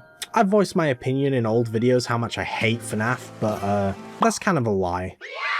This series is actually quite a guilty pleasure for me. I mean, hell, Springtrap was added to Dead by Daylight pretty recently, and I've prestiged him like 20 times. Anyway, time to talk about what I consider the best game in the franchise. Five Nights at Freddy's Help Wanted. The reason why I think it's the best one is because I think the traditional sat-down camera gameplay of FNAF works best in a VR setting. See, as much as I do like the franchise, the games were never really, well, fun, in my opinion. Sure, some were scary, especially the first game, but nothing beats physically being there in the office and seeing the hulking animatronics slowly walk towards your office. Trust me, it's scary as shit. These fellas absolutely tower over you in VR. The footage does not give it justice. Help Wanted has recreations of FNAF 1 to 3, and I'm actually too scared to play 3. I don't know why Springtrap in VR just freaks me out. I always come back. FNAF 2 is way easier in VR though, because you don't have to open up the camera to wind up the music box to prevent this spindly gimp from getting you. What I appreciate is the unique minigames though, that aren't just recreating the games, and they take full advantage of VR. For example, the ones where you have to repair the 4 main animatronics, forcing you to get up close and personal with them. Horrifying shit. Oh, and of course there's the vent repair minigames, which is probably the most arse-clenching shit you can play, especially the Ennard one. For the longest time, I refused to play that shit. His design is too scary for me. I also don't like how he has a habit of wearing people's skin. That's a whole thing that I don't want to get into though, that's fucking grim. Now, Help Wanted 2 is a different story. I'm very mixed on this game, not because I think it's bad, because it's still a really solid VR minigame collection, but one of the reasons I don't like it as much is because it takes away the focus on the dingy, grim FNAF games and puts that focus on the more weird futuristic era, you know, like Security Breach and Sister Location. Okay, to be fair, I do actually like Sister Location, and the recreations of those sections of those bits in VR are absolutely horrifying. At least I can imagine they are. See, when I try and play those sections specifically, I just get a static screen because there's a weird glitch with my VR headset that still hasn't been fixed for whatever reason. So I have to play Help Wanted 2 in flat mode. And yeah, it's just a bit of a shit game when the whole gimmick it was made for is just gone. So not only am I not a huge fan of the direction, I have to play it in the mode it wasn't made for, which really shows the cracks of the fact it's just a pretty bland minigame collection. Genuinely, I would have enjoyed it if I was able to play it in VR, and to be fair on it, I probably wouldn't also enjoy Help Wanted 1 in flat mode either. Luckily I can play that one in VR, so yippee.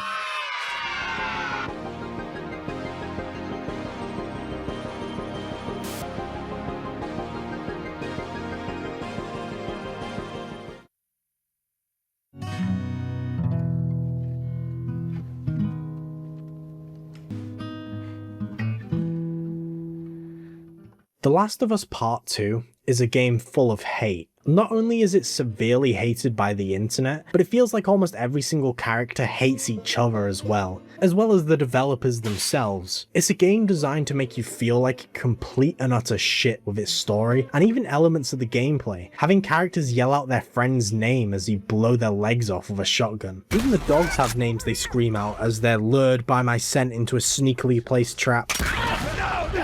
Honestly, gameplay-wise, I'm actually genuinely surprised how fun this game is. If you watch my stuff, you know I'm like the #1 cinematic PlayStation exclusive hater, because they tend to focus way more on the cutscenes and narrative, letting the gameplay take more of a backseat. The Last of Us 2 doesn't really do that. The gameplay is such an improvement over the original. Like, you have significantly more mobility playing as Ellie, mainly because you're not a fucking decrepit old golf fan. But it's not only that, it just feels more refined. Abby also plays extremely well when you play her half. There's just so many options to taking on combat encounters, and Abby and Ellie make you want to play differently. With Ellie, I went for more of a stealth style, which works extremely well with the mechanics. You can easily feel like a terrifying apex predator picking off enemies one by one. Then as Abby, I just roll up on people and it's good shit, and yeah, gameplay is the most important part of any game for me, so The Last of Us 2 gets the Proxita seal of approval automatically for me. Now it's time to get controversial and move on to the story, which is the part that everyone hates. I liked the story.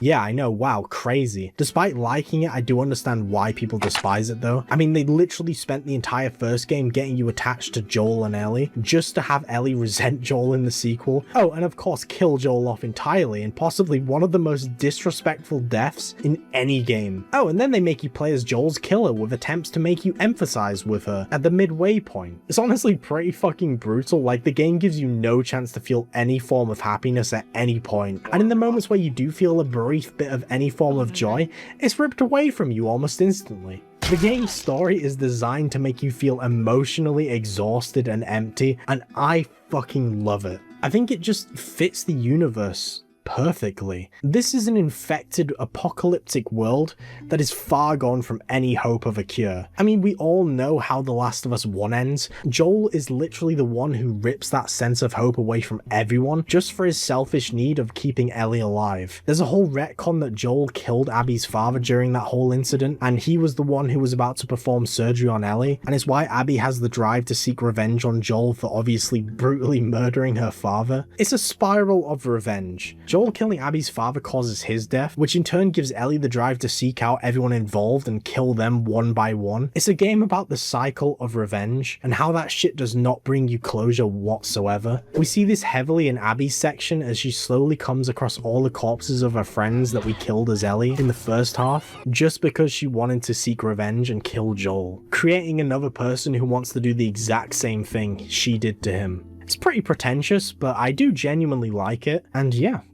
if I were to give some negatives, I do think the game definitely drags. Like, it does not feel like it needs to be 20 hours. Abby's sections especially drag their feet, I can't lie. Like, some of her bits are the best in the game, but when they're not, they can be pretty boring to deal with. I don't think I'll replay The Last of Us 2 again, but I definitely had a really fun, miserable time playing through it. Doom Eternal should have won Game of the Year that year though.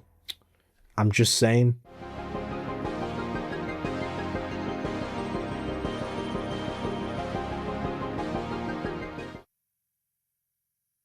Okay, it's time for me to take a break and let someone else take on a game from their backlog. Today we have, oh for fuck's sake, him again. Oh, ladies and longs, after many a year of waiting on this game, I have finally played Final Fantasy 16.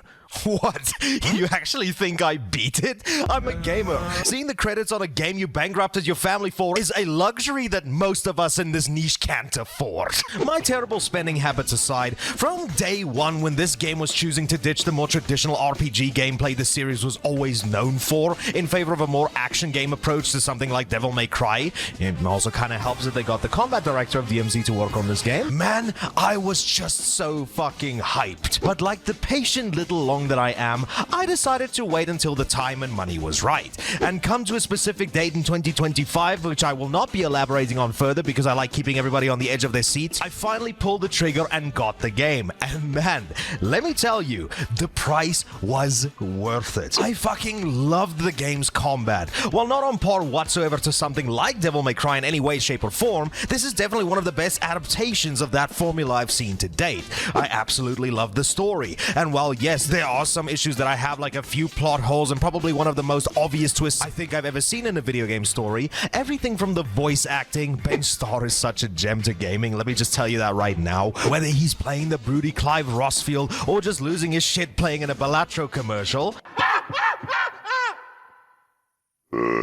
to the game's set pieces. It just kicks so much ass and is probably one of the most engaged I've ever been in a Final Fantasy plot since 7. And I'm talking OG 7. No, not even the remakes. I prefer them looking like off-brand Wish sex toys. But all jokes aside, this is probably one of the best Final Fantasy games I've ever played. And while I don't think it's the best, I still think that 7 Remake still inches it out a bit. I still personally think that this is a good next step for the series and probably the best place for any filthy casuals to get their start if they were thinking about jumping into this series. But now, my ladies and longs, even though this isn't my channel, but I'll still be referring to you that way, there is a little bit of an elephant in the room that needs addressing. And what might that elephant be, you might be thinking to yourself? Well, it's him. You see, Prox has done something to me that needs to be talked about because of how disgusted I am at the prospect. Yeah, I'm turning this segment of the video into an expose. You see, Proxidus has been kind enough to include me in like his 10th video on the channel, but behind the scenes, this is a man of pure evil, and his maliciousness runs deeper than he'll ever show to you on camera. You see, Prox caused me to re-download Dead by Daylight. This is a sin punishable by death. Gory Cuddly Carnage is a really neat little indie game, and guess what? It's within the character action genre, which is already an incredibly good thing. We need more third-person action games within this genre. In Gory, you play as a cat on a hoverboard that you're able to customize, and yes, there's a grim-ass neon green skin, so props to the seal of approval already. Within the game, you use the hoverboard as a traversal tool, zooming around, grinding on rails, and even wall running. What's cool is the fact the hoverboard is also used as the main weapon. You dash around performing cool tricks on it, which cuts up everything around you. There's quite a lot of combos you can pull off, and a lot of extra moves as well. There's quite a lot of depth here, and it's fun all the way through. It's fairly short runtime. Gory is not afraid to get weird as shit too. The story is about a bunch of toys that have come alive and like mutated into weird ass creatures because of experiments, killing all of humanity. You know, the usual apocalypse shit. Some of the enemies are incredibly freaky looking, and the areas are not afraid to get extremely weird, like Psychonauts Mindscape level of weird. It's kind of awesome, and it keeps the game constantly fresh feeling all the way through. There's obviously quite a bit of jank here and there, but it doesn't take away from how fun the game is. If you're a fan of character action, I definitely recommend checking this one out.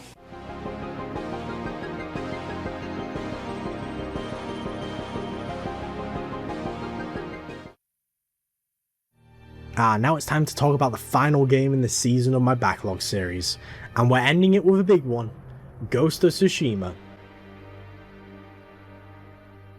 It's just an extremely high quality Ubisoft game. I don't entirely get the hype behind it. Yeah, it's beautiful to look at, the story is great and the gameplay is pretty decent, but outside of all of that, it falls into the open world trappings that Ubisoft falls into. You know, it's incredibly weird that PlayStation now owns two high quality Ubisoft games as IPs. Huh. Again, I'm not saying it's a bad game, I had a good time playing it, but like, I genuinely do not have much to say about it. It's an open world game set in Japan. Wowee, it's just pretty overrated, I can't lie. So yeah, after Ghost of Yotai, make another Infamous game, Sucker Punch. Or Sly, maybe both, I don't know. Ghost of Tsushima is the most 7 out of 10 game I've played. That's all I really have to say about it.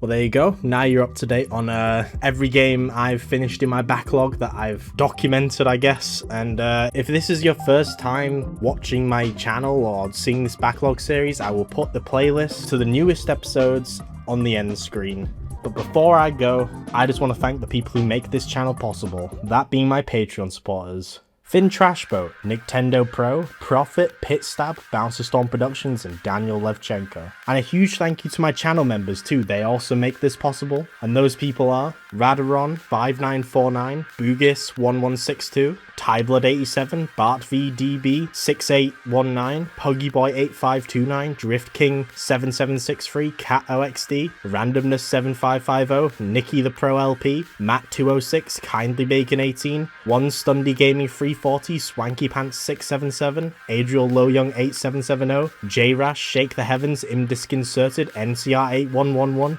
Courtney Williams DR90B, Zello 007, On The Go Gaming 109, Eteria Meow Meow, Quack29, Plates Fly 8362, Liam Talks About, Marshallah 4566, Marcus Platts, Joshua Whitford 5509, Evan Underhill 2342, Bidu Fadoom, Gabriel Padro 5589, Scary 1407, Eggy 613, Riff King 66, Andreas Stewart 8871, Galaxy 11243, Glusky 36, Floaty 38, The Slopped Hog Within, L Hayes 117, also known as Some Balding Guy Rambling to the Void, Griefgar, and Resistance Line. Thank you guys so much for supporting me. I aim to make a backlog video once every month. I'm gonna keep this series going till I die, and you guys are making this possible, so thank you all so much. I will see you all in the next video.